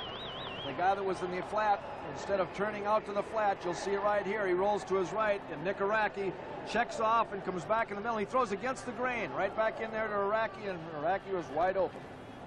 And the point after by Don Sweet, and the Montreal Concord have the lead with 7 minutes and 16 seconds remaining in the third quarter, and we'll be back with the Montreal kickoff after this. Well, Nick Araki, number 79, certainly was in the right position at the right time, accepting that throw for his 5th touchdown of the year. A big touchdown for Montreal as it puts them in the lead for the first time since early in the ball game. And again, McGrath attempting to aim that kickoff. This time it's fielded on a hop by Darnell Clash, and he gets it back to the 37-yard line. You may recall just before the end of the first half, he was able to find the hole between those two kickoff return specialists. But this time, Clash fielded it on the hop and brought it back to the 36, a run back of 20 yards. You know, Don, the Concord used up over half the third quarter on that one drive, 13 plays. And I'll tell you, when you run 13 plays and still score, you've done something. Well, the BC Lions have only had 6 first downs in the ball game. They'll get another here with Robinson out to the 48-yard line. And especially when you're a rookie quarterback, Ron, if you can handle that ball 13 times on a sustained drive for 75 yards without making a mistake, you're arriving. Actually, he made a mistake on the very first play of that drive where the ball was fumbled by Dwayne Wilson. Right. And fortunately for the Concord, Araki was able to scoop it up. Well, they gave DeWalt an awful lot of time on that particular play and allowed Robinson to go down there and find a hole. Back to the live action. There's the pass on the sidelines. And a man running with that ball, bumping it, it's go over, and it's picked up in midair by Vince Faison. Faison still going all the way back to the 25-yard line. Well, there was a case of second effort going against David Tolaumu, as in struggling for additional yardage, he had the ball popped away into the hands of Vince Faison, and the Concord will take over 1st and 10 at the 26th of BC.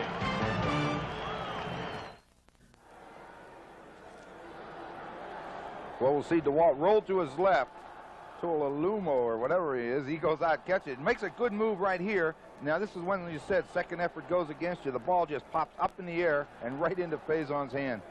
Well, that's a great break for the Concord because they're in good field position with a 6-point lead and a chance to add to it. And, you know, you let that young guy Gill get started, he can be awful tough. Boy, Faison, for a defensive back that hadn't been a punt returner or anything, knows what to do with that ball.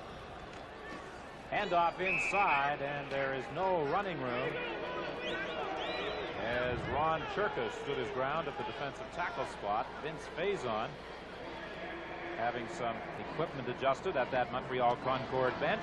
Both he and John Pointer previously played with the Winnipeg Blue Bombers, attempted to make it in the National Football League, both with the Green Bay Packers. And interestingly enough, both came back to the CFL in the employ of the Montreal Concord. I bet he rolls to the wide side of the field, Ron. Good job there. He's in trouble, but he heads for the sidelines and steps out of bounds at the 24. So it will be a 3rd and 8 situation, and the field goal unit comes into the game. Don Sweet will be trying for the 4th time to split the uprights this afternoon. Well, I'm surprised at that because on a sure passing situation where you have to make up a lot of yardage, he's probably mostly ineffective on a straight drop back pass because that BC team can come on their rush. Those big guys can get their hands up in the air. He's not a great drop back passer, and he hasn't got a chance to run. He tried to run at the last minute, but it was just too late from that drop back, whereas on the rollout, he's got that option of running or throwing. Don Swede has hit from 48, 47, and 35 yards, and he puts it through from 31. So now the Montreal Concordes lead the BC Lions 26-17. And we have 5:07 remaining in this third quarter. Well, they're going to force the BC Lions to open it up. The BC Lions have been very conservative. I don't think Mervyn Fernandez has caught a pass yet. They're going to have to open this thing up offensively because the defense of the Concorde is dictating to BC right now. They're not allowing them anything. Well, Coach Gallat had indicated that the defensive alignment they would try and use on Fernandez was to roll up on him with that defensive back. When they say roll up, they want to put that cornerback, either Francis or Skipper, right up on top of him, then drop the inside halfback like Aaron Hill deep so that if he gets by him, you got help, and then they want to hit him hard coming off the line, and that's what they've done. They've kept him under control so far, and that, I'll tell you what, when you do that to the Lions, it throws their whole offense off. Well, you really don't get the illusion, though, that the Montreal team are stopping everything BC is doing. BC is kind of stopping themselves, and they're getting down there and not scoring, and you're just waiting for a team like BC to break it wide open because they're playing against young quarterbacks, and they're just a seasoned veteran team that's the leading team in the country in terms of games won. So you just think that they're about ready to do anything any moment. Darnell Flash fields it at the 22-yard line. Looking for some blocking help, and he runs it back to the 43.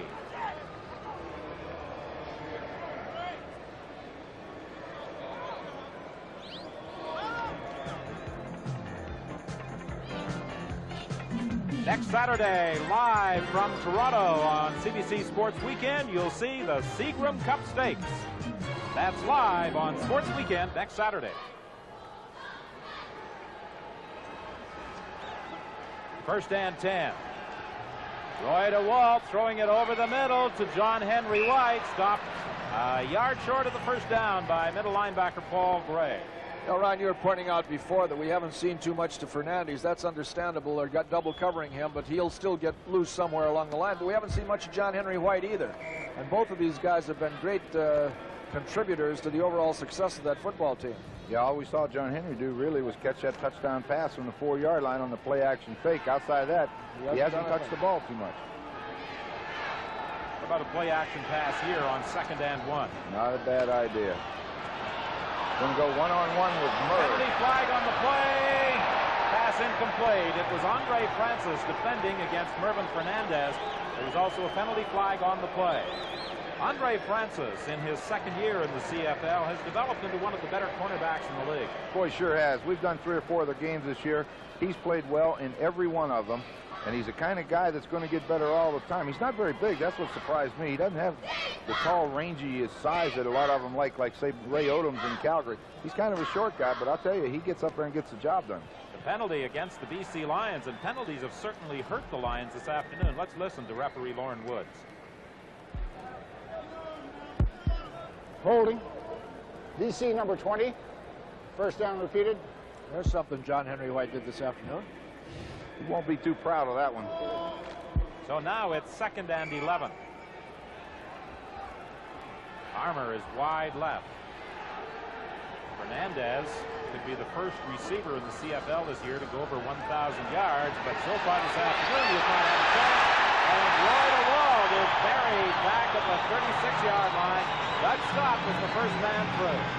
Boy, they did that with a 4-man rush, Leo. They really put the pressure on him inside. Armstrong and Doug Scott both coming in there.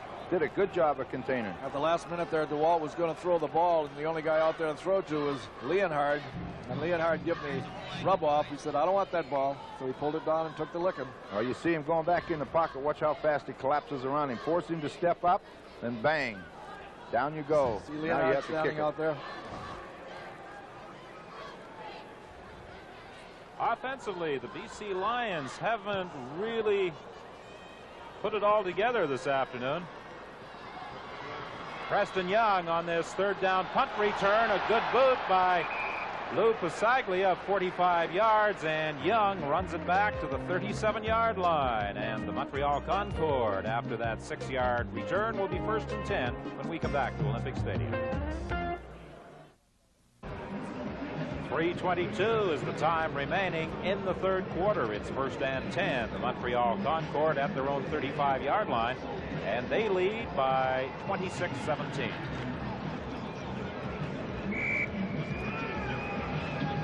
Early in the ball game, the 15,000 plus fans at Olympic Stadium were booing the young quarterback Turner Gill, but they have been cheering the young man from Nebraska over the past 35 minutes or so of this ball game.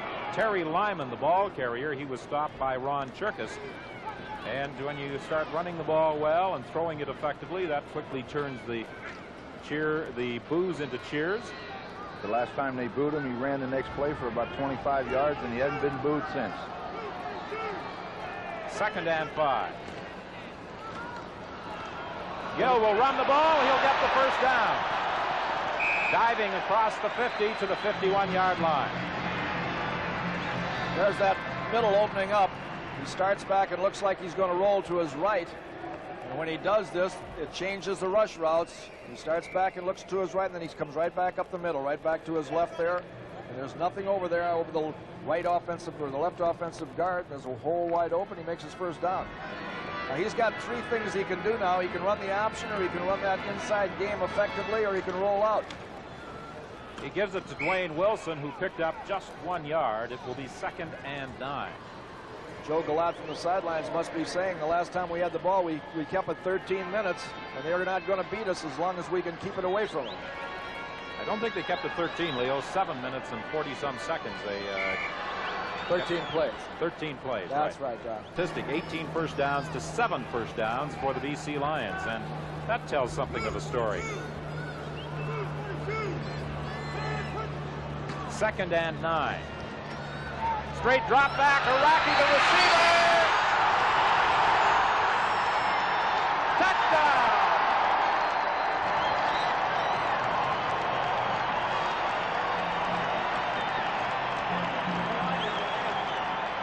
Andre Jones and Larry Crawford collided, knocking each other away from the receiver, Nick Iraqi, and he's got his 2nd touchdown of the afternoon.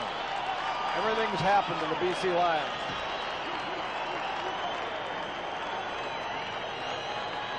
One thing about Iraqi, if you're chasing him from the back, Ron, he's too strong to knock down from the back. You got to get on his back, and if you do, he'll ride you in the end zone.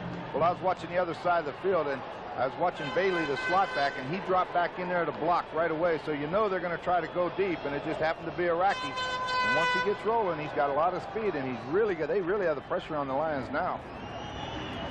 Point after by Don Sweet. He puts it through. 1 minute and 20 seconds remaining in this third quarter, and it's 33-17. You're going to see it right here. You'll see number, I don't know if you see number 20, but he's blocking. There's nobody in the middle. Andre Jones couldn't knock it down. Larry Crawford can't bring him down. Andre Jones got the hand in front and tried to, and actually he came in behind, and when he did, he cut off Crawford, and Crawford couldn't catch him in the pursuit to run him down for the goal line. See, jumps in front of him right there, and as he does, he cuts off Crawford, who's in full flight. Crawford would have caught him if he hadn't been cut off. You shouldn't try to tackle him high, though, as big as he is. He'll carry him 5 or 10 yards. That's right. Oh, we're going to see him again. Watch him cut across the middle. Now watch Andre come in. Target, huh? Inside him. Now cut off Crawford, and there's no way Crawford can get to him, so he's got to reach, like you say, and grab him by the jersey. And Iraqi just is like a runaway freight train. He's not going to be denied. There's an injured Montreal player. Rob Smith, right guard, was shaken up on that point after. But Nick Iraqi certainly merits some consideration for our Carling O'Keefe offensive game star with his performance today. He recovered that fumble on the drive to start the third quarter that eventually led to a touchdown throw from Gill to Iraqi. Then he comes up with another touchdown on the throw from Turner Gill, as Rob Smith is still down and being treated by the Montreal training staff. Well, there's one guy, Don, that you mentioned on both occasions when you were talking about Iraqi that has to get some consideration too, and that's Turner Gill. The man who got him the football, indeed. While we have a moment, let's mention for the benefit of our BC viewers a couple of football games in the BC Junior Football Conference next Saturday, a doubleheader at Empire Stadium in Vancouver. In the opening game at 5:30, the Renfrew Trojans will take on the Richmond Raiders, while at 8 o'clock, the Vancouver Marilomas tangle with the Okanagan Sun. The Okanagan Sun play out of Kelowna, and Kelowna this year will be the site of the Canadian Junior Football League Championship. They've got quite a week planned for Kelowna. They're calling it Sun Fair 84. And, of course, it will culminate in the Canadian Junior Football Championship game. Nick Iraqi with 6 touchdowns now on the season. Not a bad average, 14.6 yards per catch. That's a great average for a tight end, and that's about what he is. When he gets in the middle, he's a great target to throw to. Should mention that Canadian Junior Championship game in Kelowna on the 10th of November. Nick Iraqi is what you might refer to as an endangered species. Not very many tight ends left. Clash on the return, gets it out to the 24-yard line, a run back of 14 yards after a 55-yard kick by Jerry McGrath. And this program is copyrighted and is strictly for the private use of our audience. Any reproduction, retransmission, or exhibition in whole or in part without the express written consent of the Canadian Broadcasting Corporation is strictly prohibited. 1st and 10 from the 24. We're moving into the final minute in this third quarter. DeWalt flipping it over the middle to John Henry White, and he gets to the 45. Well, we talked about White before. There's just so often that you can deny he or Merv Fernandez, and if they're going to win this ball game, White and Fernandez are going to have something to do with it. What the BC Lions are just not getting anything deep. With Robinson going deep, all these guys, then the back swings out, and John Henry just comes right underneath the linebacker, and he's wide open coming through there. See him open. There's nothing to it when he gets that open, but the Concord are going to be sitting deep right now, not allowing any big long plays. That's the thing that can hurt them right now.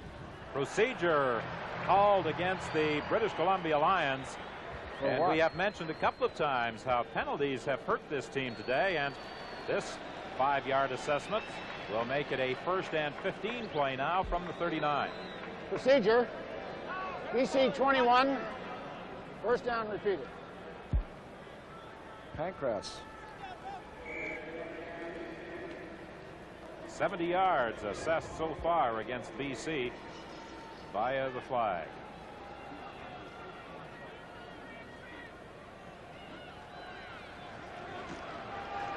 First and 15, they swing it out to Tolo Umu. He continues to break tackles and strive for additional yardage, and he gets back to the 47. The Brought BC down Lions, finally by Doug Scott. They come back with exactly the same play. This time they're going to take and again check John Henry White under here and then swing Tulumu out here, and instead of throwing to him, they throw to him. Then he can block for him. He doesn't get a block for him. Watch. He see tries John to Henry get a White block. come underneath. I saw him go out there and try to get a block, but the defender outran him. That's right. Now he should be out there blocking for him. He's kind of looking around. Well, he made an effort to get there, Ron, because I watched him when he wasn't the pass receiver, and he made an effort to get there, but the defender just beat him to the spot. Ned Armour on the receiving end of the throw, hauled down, but he has a 1st down at midfield, caught there by Vince Faison. And that's the final play of the third quarter. The Montreal Concord lead it by 16, and the BC Lions will have a 1st down when we return. Well, for a long time this afternoon, while the Montreal Concord had the edge in 1st downs, the BC Lions had more yards in total offense, but that has changed. Montreal now has 259 yards, and that's 40 more than British Columbia, and they also lead by 16 points. And again, we point out how penalties have definitely hurt the BC Lions this afternoon. Head coach Joe Galat, he has to be pleased with the way his team has performed so far, particularly the young quarterback. Mervyn Fernandez caught by Harry Skipper. A fine defensive play by the Montreal cornerback. Well, that's a great defensive play. That's just like a little quick screen to the flanker. They send a back across in motion to help out, and then they hit Fernandez. He tries to run, but boy, did Skipper come up there in a hurry. Don Matthews has to be concerned about the lack of offense of his team this afternoon. But Harry Skipper came up with a key play there as he grabbed Mervyn Fernandez, and now Roy DeWald is trapped and brought down by Armstrong, who followed up after the initial pressure by Steve Rocky. Well, you know, you keep thinking that the BC Lions are going to come alive and cause something to happen, but not this time. He had nowhere to throw it. He gets chased out of the pocket by Rocky, and now you see the big tackle, as you say, underneath, and now they've got to punt it. Armstrong got that hand around that ankle and brought him down. So now they've got to give it up again, and the Concordes, as you saw in those stats, have really taken over the second half. They've owned it. Well, there was a stretch of games where the BC Lions had problems scoring touchdowns. It appeared as though they may have corrected those problems last week with their 46-11 win over the Hamilton Tiger Cats, but they appear to be in existence again this afternoon. A penalty flag, and I'm sure that blocking from the rear will be the call against the Montreal Concorde on that attempted punt return. That was a good kick of 51 yards by Lou Pasaglia. Ron Robinson blocked from the rear. There wasn't much doubt about it. It happened right in front of the official. Well, that could be the edge right here that the BC Lions need, because they're going to put the Concorde in real bad field position right here, and if they can hold, get the ball in good field position, they'll be back in there. Let's see if it is him. Illegal block. Montreal 16. First down. Don Newman guilty of the illegal block. I knew who I meant, 16. I knew who it was. Number 16, but the wrong team. Well, you'll see just to the left of your screen right there, he's getting pushed in the back by number 16, which is Newman. And the referee's standing just out of the picture there, and he was right on it. 1st and 10, back at the 6-yard line. Terry Lyman finds a bit of a hole and runs it out to the 14. Boy, he came very close to breaking that into the open field. It looked like he was going to be stopped for no gain. One of the great things you always wanted to do when you're playing is keep that offense on the field as long as possible, and the Montreal offense has been on the field most of the second half. As you say, Leo, he almost broke it. If he'd have got by Andre Jones right there, he has a clear shot to the goal line. This is a big play for the BC Lions. Rollout action by Turner Gill. He'll run the ball, and he'll be close to the first down. Again, Don, that was run all the way. Newman was downfield blocking on Darnell Clash, clearing that out, so he had no pass receivers. That was a design play, and he was going to run with it. Now what do? You just get back there and punt the football. He's going to be maybe a half football short or so. I think they'll get it. You think they should go for it down here? I think they will if it's that close. I don't think Joe Galat is going to have that much nerve. I think you got to go get it. Got to go get it. Half the football. Well, they send in that short yardage offense. Coming into the ball game, Rocky McMahon and Denny Ferdinand. They have about half the length of the football to Montreal, pick up a first down. The Montreal club's so high right now, I don't think anybody can stop them.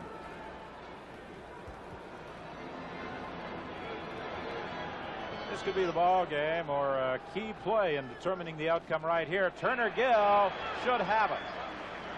Let's see where they mark it. He headed off to the left side, and he followed the two big guys over on the left side, Lloyd Fairbanks and Miles Gurrell. Fairbanks 6'4", 240. Miles Gurrell 6'8", 300 pounds. Yeah, they can clear a path for you. You only needed a half a step. It's not a good call. Great call. Yeah. That's how coaches go into the insurance business.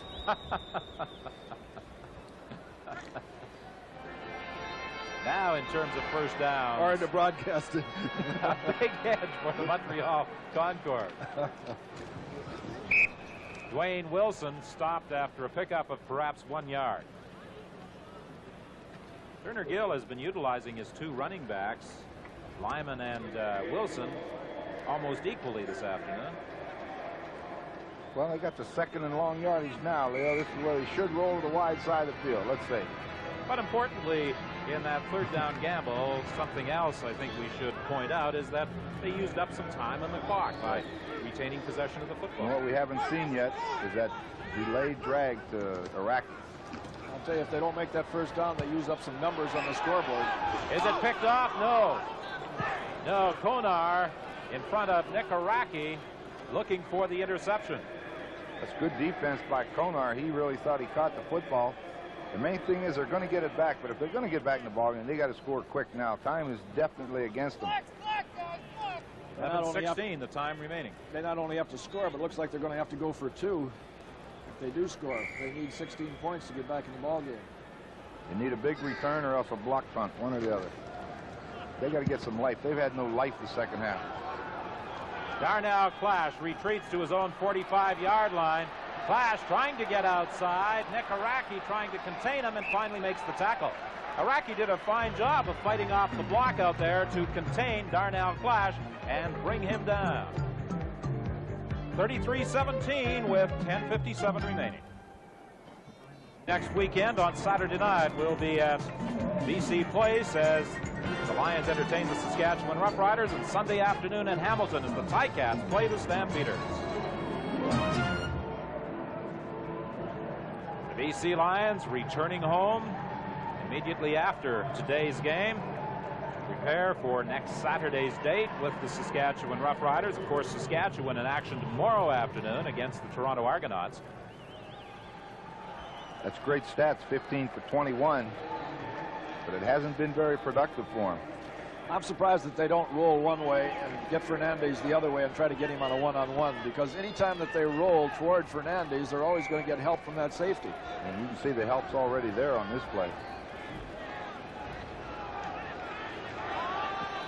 DeWalt is being chased and caught by Doug Scott. Well, I'll tell you, it's just amazing. You know, the Montreal defense, the second half has owned them, and the same thing with the offense. They're only rushing 4 guys, and they're putting all kind of heat on DeWalt. But even the easy scores that the BC Lions had early in the ball game, I had the impression when they came out here this afternoon that they were dozing a little bit, and they really haven't caught fire. Even after getting that second touchdown so cheaply, they just haven't caught fire. As you see Scott come in there on a great defensive play and get DeWalt on the ground for a big loss. Saw him split 2 linemen, too, doing it. He went through Roper and Al Wilson. There's the pass complete to Ron Robinson for a big first down for the BC Lions. I don't know why he jumped. Didn't have to. Could have caught it on the run. Caught it on the run and split those defenders, and he might have gone a long ways. Watch him. He's going to go right in the seam to your right. He could right in the hole between the linebackers and secondary. He makes a catch. He didn't have to jump. You're exactly right. Catch that ball and keep running. Back to the live action, throwing deep. It's picked off as Harry Skipper comes up with the ball. He's going to go a distance, too. He is stopped at the 38-yard line. And there's also a penalty flag on the play as we have a skirmish back in the vicinity of the 19-yard line. Now we've got a number of players involved. You don't like to see this sort of thing happen. This was well behind the play following the interception by Harry Skipper. That ball by DeWalt was well over the intended receiver. Ronnie Robinson was going down the seam, the same pattern, and he tried to go deep with it. And Robinson either got knocked down or tripped, but he went onto the ground, and then it was overthrown. We have 9 minutes and 33 seconds remaining in the ball game. Let's hope there's no ejections.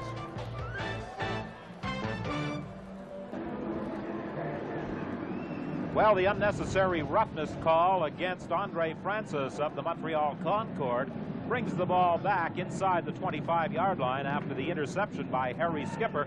And you see that we have 9:33 remaining in this ball game. The Montreal Concord looking for their 4th win of the season, and at the moment they are in control. Well, you see Harry Skipper running with that interception. And you can see just in the middle of the screen, Francis and Pankratz got a hold of one another, and Francis gets called for the roughing. Those kind of things will happen, but not very wise. It's a bad time to have it happen, though, because they lose some real good field position when they're in a commanding position on the field. Asked Joe Galat before the game, the coach of the Concord, whether his team could win today, and he said, yeah, I think we can. I thought he was kidding, but it looks like they may be able to. Well, for those who watched our telecast out of Hamilton a couple of weeks ago when the Concord lost to the Ticats, you would certainly have to doubt whether or not Montreal would be able to take on the #1 team in the country, but they have certainly turned it around. What a difference. And I suppose that goes with a young, inexperienced football team. Hot one day, cold the next. Well, we saw them against the Eskimos right here in Olympic Stadium. They looked great. Next week against Hamilton, they looked as bad as you could look, and then today they're coming on again. So you're exactly right. They're young, and when you get those quarterbacks playing well, those young ones, that's what the difference is with them. 2nd and 8 for the Montreal Concord. Careful. Complete to Nick Araki. He got away from Nelson Martin, but is going to be stopped short of the first down by Larry Crawford. Good defensive play by Crawford, because he only needs one step and fall forward, and Crawford cut the legs out from under him. Well, to show you what defense has done for the BC Lions throughout the year, I think I mentioned this before. Here we're going to watch Turner Gill, first of all, get this ball out to Araki. And Araki changes directions and gets back a little bit, maybe gives up a first down here. But Montreal, 3,092 yards, as opposed to the BC Lions, 3,115. That's very close. You'd think that the BC Lions would have a big edge in total yardage going into this game. 3rd down kick taken by Mel Bird and brought down at the 46-yard line. That was a 42-yard kick by Jerry McGrath with 8:19 remaining in the game. You know that Montreal has been a rushing football team a lot this year, one of the leading rushing teams in the league, but it's surprising when you see that those young quarterbacks have only been sacked, or their team has only been sacked 22 times, as opposed to the BC Lions being sacked 39 times going into this ball game.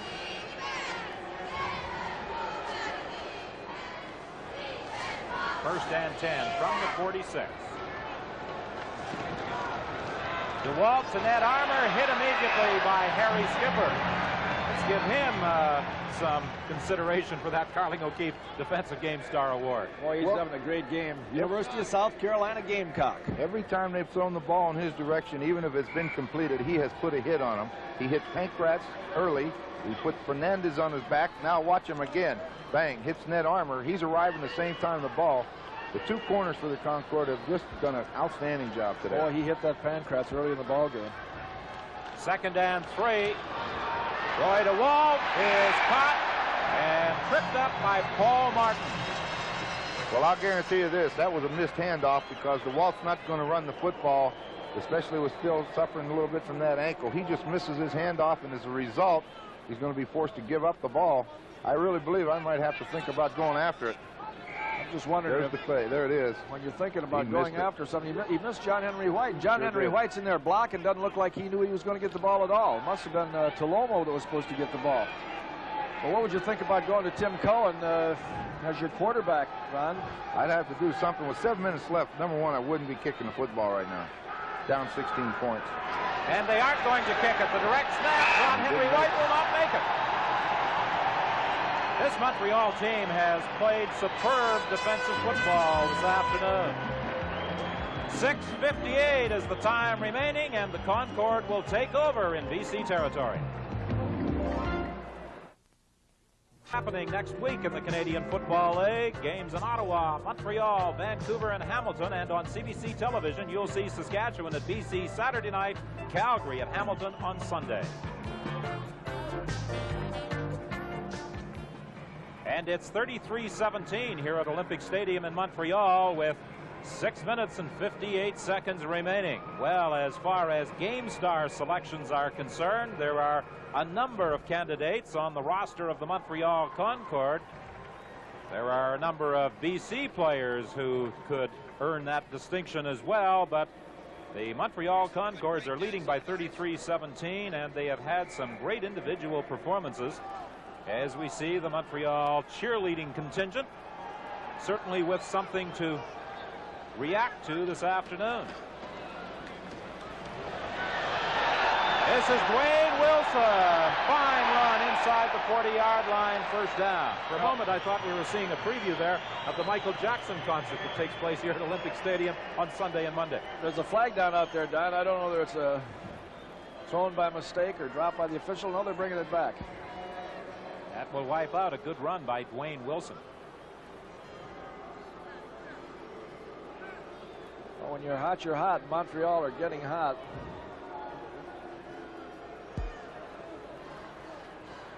Holding. Montreal 79. First down repeated. You see a good block. Miles Gurrell just flattens James Parker right there to get Wilson outside with the football, but Iraqi got caught for holding, and they bring it back, and that hurts him. But that was a great block. Gurrell, he can block out the sun as big as he is. First and 20.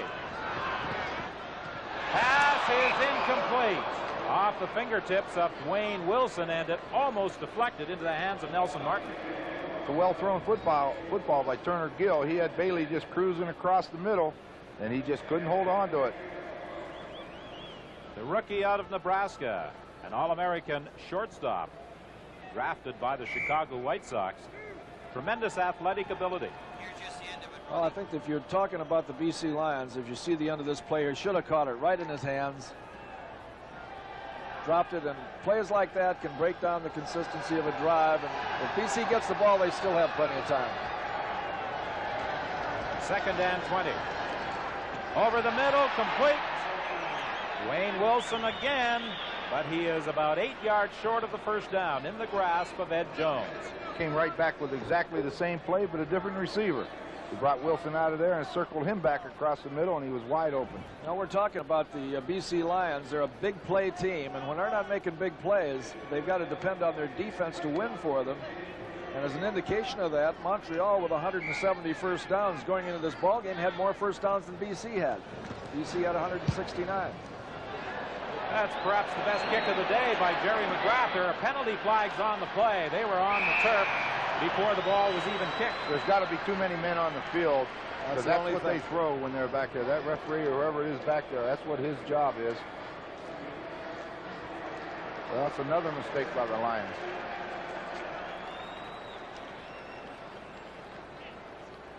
Referee Lorne Woods moves back to the line of scrimmage. Very alert by the officials picking that up. I believe that's going to get him 10 yards and a first down. That will be a Montreal first down with the ball at the 43-yard line. And again, we reiterate an earlier statement of how costly penalties have been this afternoon to the Lions. Too many men. BC, first down. Now, we've said this a lot of times during the season, but if you're a team like the BC Lions that have won so many games and have played so well, you can't afford to lose a football game to a team that you should beat. And that's what they're doing out here this afternoon. They should beat the Concordes. First and 10 from the 42-yard line, and Dwayne Wilson is tripped up. A loss on the play of a couple of yards as the penetration was made by Tyrone Cruz, the middle linebacker. He's had a strong game. Oh, that was an excellent play by Cruz, because Miles Gurrell was leading the ball carrier, but Cruz just got underneath him. If you watch the ball, a quarterback will split. The tackle will come this way, but he's going to get a great play by this linebacker, and he gets underneath the Gurrell, and Gurrell's so big he can't get down there to hit him. But watch him coming through the hole, right underneath him, makes the tackle. That's what that middle linebacker is supposed to do, and Cruz is a good one. Draw play, fumbled by Wilson, recovered by the BC Lions. Kevin Konar has the ball, pitches it out, and Darnell Class is brought down at the 44-yard line. I don't know about the wisdom of that on the part of Kevin Konar. There are penalty flags as well, as he pitched it out just as he was being tackled. Yeah, he pitched it to Martin. Parker made the tackle on the draw. He is quick. I think you're going to see that Parker was called for a late hit on one of the Montreal players here, which would have been another dumb play. Roughing against the BC Lions. So although the BC Lions get the football, they will be moved back towards their goal area to start this series. There goes Parker. Major foul, unnecessary roughness, BC number 40, first down. Well, that's amazing, because he made the tackle and then got up. Watch the draw right here. Now watch number 40 come in and make the hit. Now the ball's fumbled. Parker jumps up and gets into the action and gets called for roughing. He's hustling, but a little bit. You know what he did, though? He grabbed a hold of the ball carrier and didn't let him get to the fumble, and the ball carrier kicked at him, and then Parker got up and pushed the ball carrier, and Parker got the penalty. Over the middle to John Henry White, close to a first down, hit by John Pointer. We have 4:09 remaining in the game. 33-17. The Montreal Concorde lead the BC Lions, and there's an injured Montreal Concorde. Andre Francis, way downfield. Cramp. Appears to have a cramp, as DeWalt is going to take advantage of this injury timeout to go over and talk to his head coach, Don Matthews. The measurement reveals a BC first down. Well, when you're a back like John Henry White, and you know late in the game, yeah, you can see the way they're pushing up on the toe. It's probably a cramp, and they'll get that out of there in a minute. But Good you know they're going to drop back. Lancaster. Those linebackers are going to be back there at least 10 yards, and when you throw the ball that far downfield, they're going to take a hit when they catch it, and they sure did. Let's see if we can see where that cramp hits him. You see him Right hopping there. around right now. It already hit.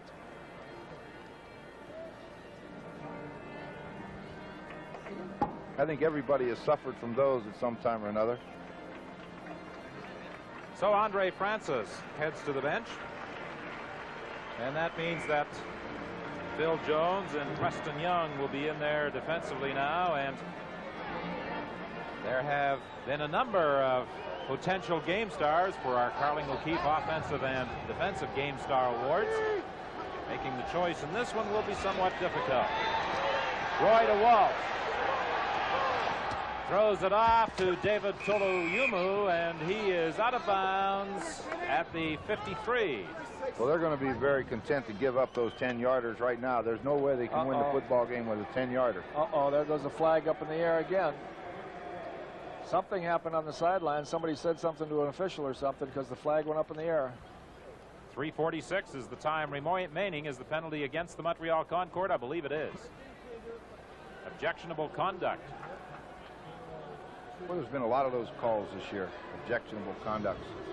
You witnessed a game over in Saskatchewan at Taylor Field last Sunday involving the Rough Riders and Calgary Stampeders. Objectionable There were a conduct. number of those calls. Montreal 65. First down. I'll tell you, the BC Lions could be fined for objectionable conduct on a lot of plays today. Not necessarily for roughness or anything, but just because they're not playing as well as they can play.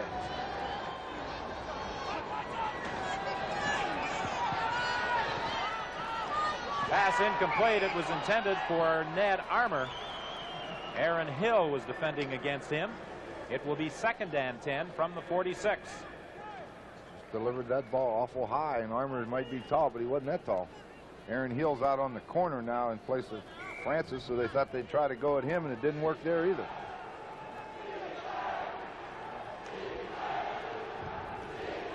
Second and 10. Hernandez wide to the right.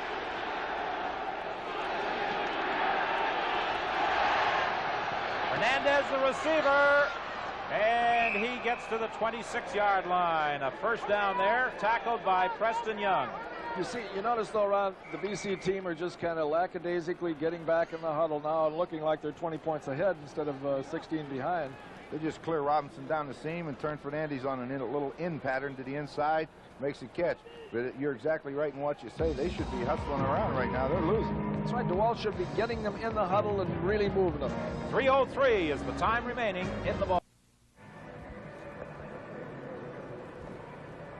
Let's watch those linebackers drop. You see Fernandez make the catch. Paul Gray's going back in there, gets one hand on him, but misses him. Fernandez is tough when he gets hold of it, but a little bit too late for the BC Lions today.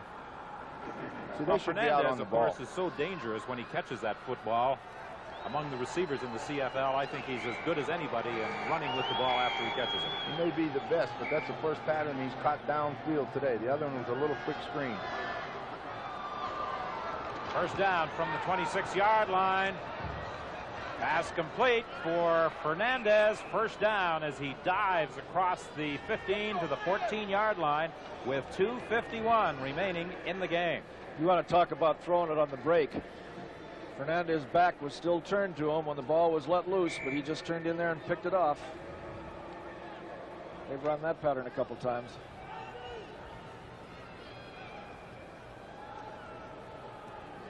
First and 10 now from the 13. Over the middle, incomplete. Oh, boy. Robinson went up for that ball. I think it was intended for Fernandez, and Fernandez was in the clear. Would have had the touchdown. Somebody run a wrong pattern. You don't run a post pattern behind the guy that's running a hook. Now somebody's wrong, and Fernandez was open. Unless you run it deep behind him. Oh, yeah, you better be real deep.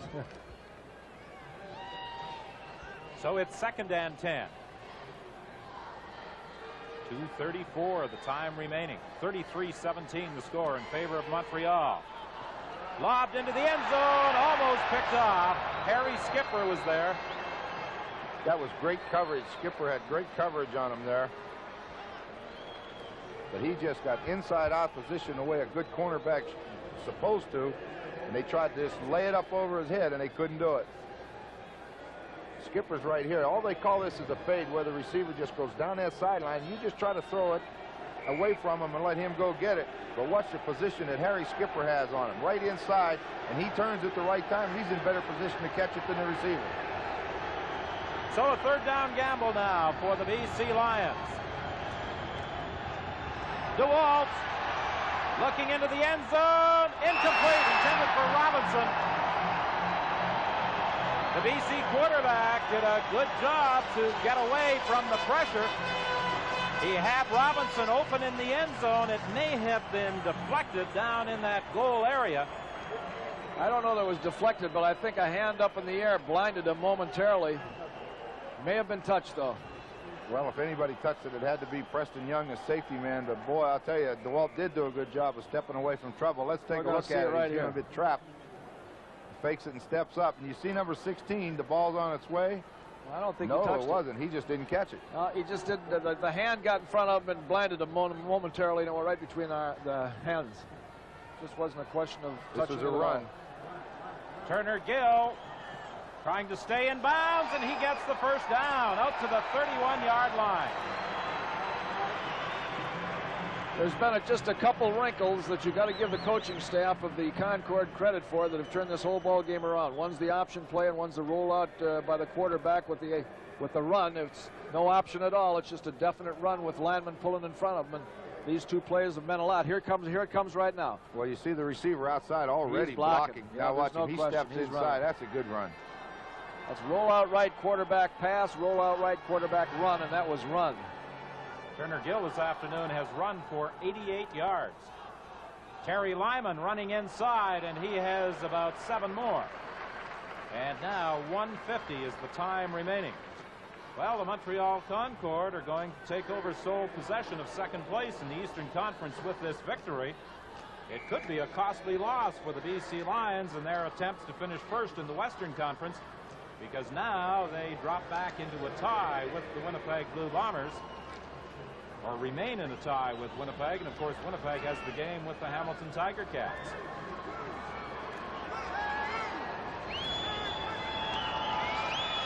Here he goes again. That's definitely a run there too. And he's got another 1st down.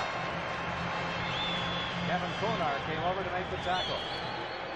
Well, the Montreal Concord will certainly get a lift from this one, and they'll need it because they take on the Winnipeg Blue Bombers right here at Olympic Stadium next weekend. Well, I think this is an offense that's more to Turner Gill's liking. He's an excellent athlete. He runs well, and when he's running well, he can throw well because he puts a little bit of pressure on that secondary. Well, Leo, you called the shot again in our pregame setup. We said the key would be the play of the rookie quarterbacks, Turner Gill and Steve Smith, if in fact Gill had some problems. He hasn't had those problems. Well, I attribute his success this afternoon again to the new wrinkles that were put into the offense. That's been a great advantage to him, but with the young quarterbacks like Turner Gill and Steve Smith, consistency is the important thing. And they're predictably unpredictable. Against Hamilton just a couple weeks back, they looked about as bad as they could possibly look. Today they look as good as they could possibly look. They've got to get consistency before this team can make it in the playoffs, Ron. Yeah, that's for sure. Consistency is the key. 40 seconds remaining as Terry Lyman runs the football up to the 53-yard line, and there's the indication from Miles Garrell that they're about a yard short of a 1st down. Well, Tyrone Cruz made a great play on that, or he's going to get a lot of yards. 37 seconds remaining. Last week, or 2 weeks ago, I should say, in the last game against the Hamilton Tiger Cats, the quarterbacks did not run the football, which Joe Galat wanted them to do. And I'm sure in the 2 weeks since that last game, they had the break, of course, on the schedule, that Galat has been stressing the importance of running that football. Well, I think what he was doing in the previous games, he had the option to run there off of a pass play. He took it away from him, and it's a designed run. There's no receivers. You don't give them much choice then. There's no one to throw it to. Well, the fans react unfavorably. They thought on 3rd and 1 that the Concord should have been gambling, but I agree with that call by Galat. You send in the punting unit, and McGrath used up more than the allotted 20 seconds for a time count violation. Time count violation. Montreal number 3. Well, when you talk about a performance out here this afternoon, Gill has run 16 times for 93 yards, almost got to that 100 yards, and on his passing, he's 17 for 25 for 161 yards. That's a real afternoon for the rookie. 3rd down punt by McGrath, taken by Darnell Clash, and he's forced out of bounds by Aaron Hill. So we have just 5 seconds remaining, and the Montreal Concord are going to move into sole possession of 2nd place in the Eastern Conference, and they'll also have a game in hand on the Ottawa Rough Riders.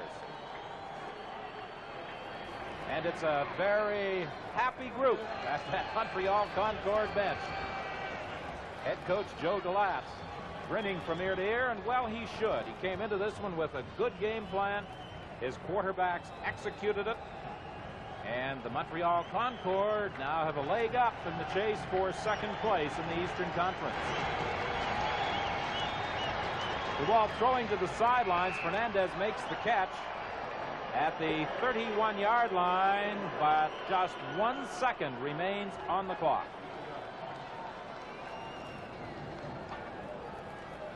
The BC Lions head home to take on the Saskatchewan Roughriders next Saturday, and the Montreal Concord will be here at Olympic Stadium to face the Winnipeg Blue Bombers next Saturday afternoon.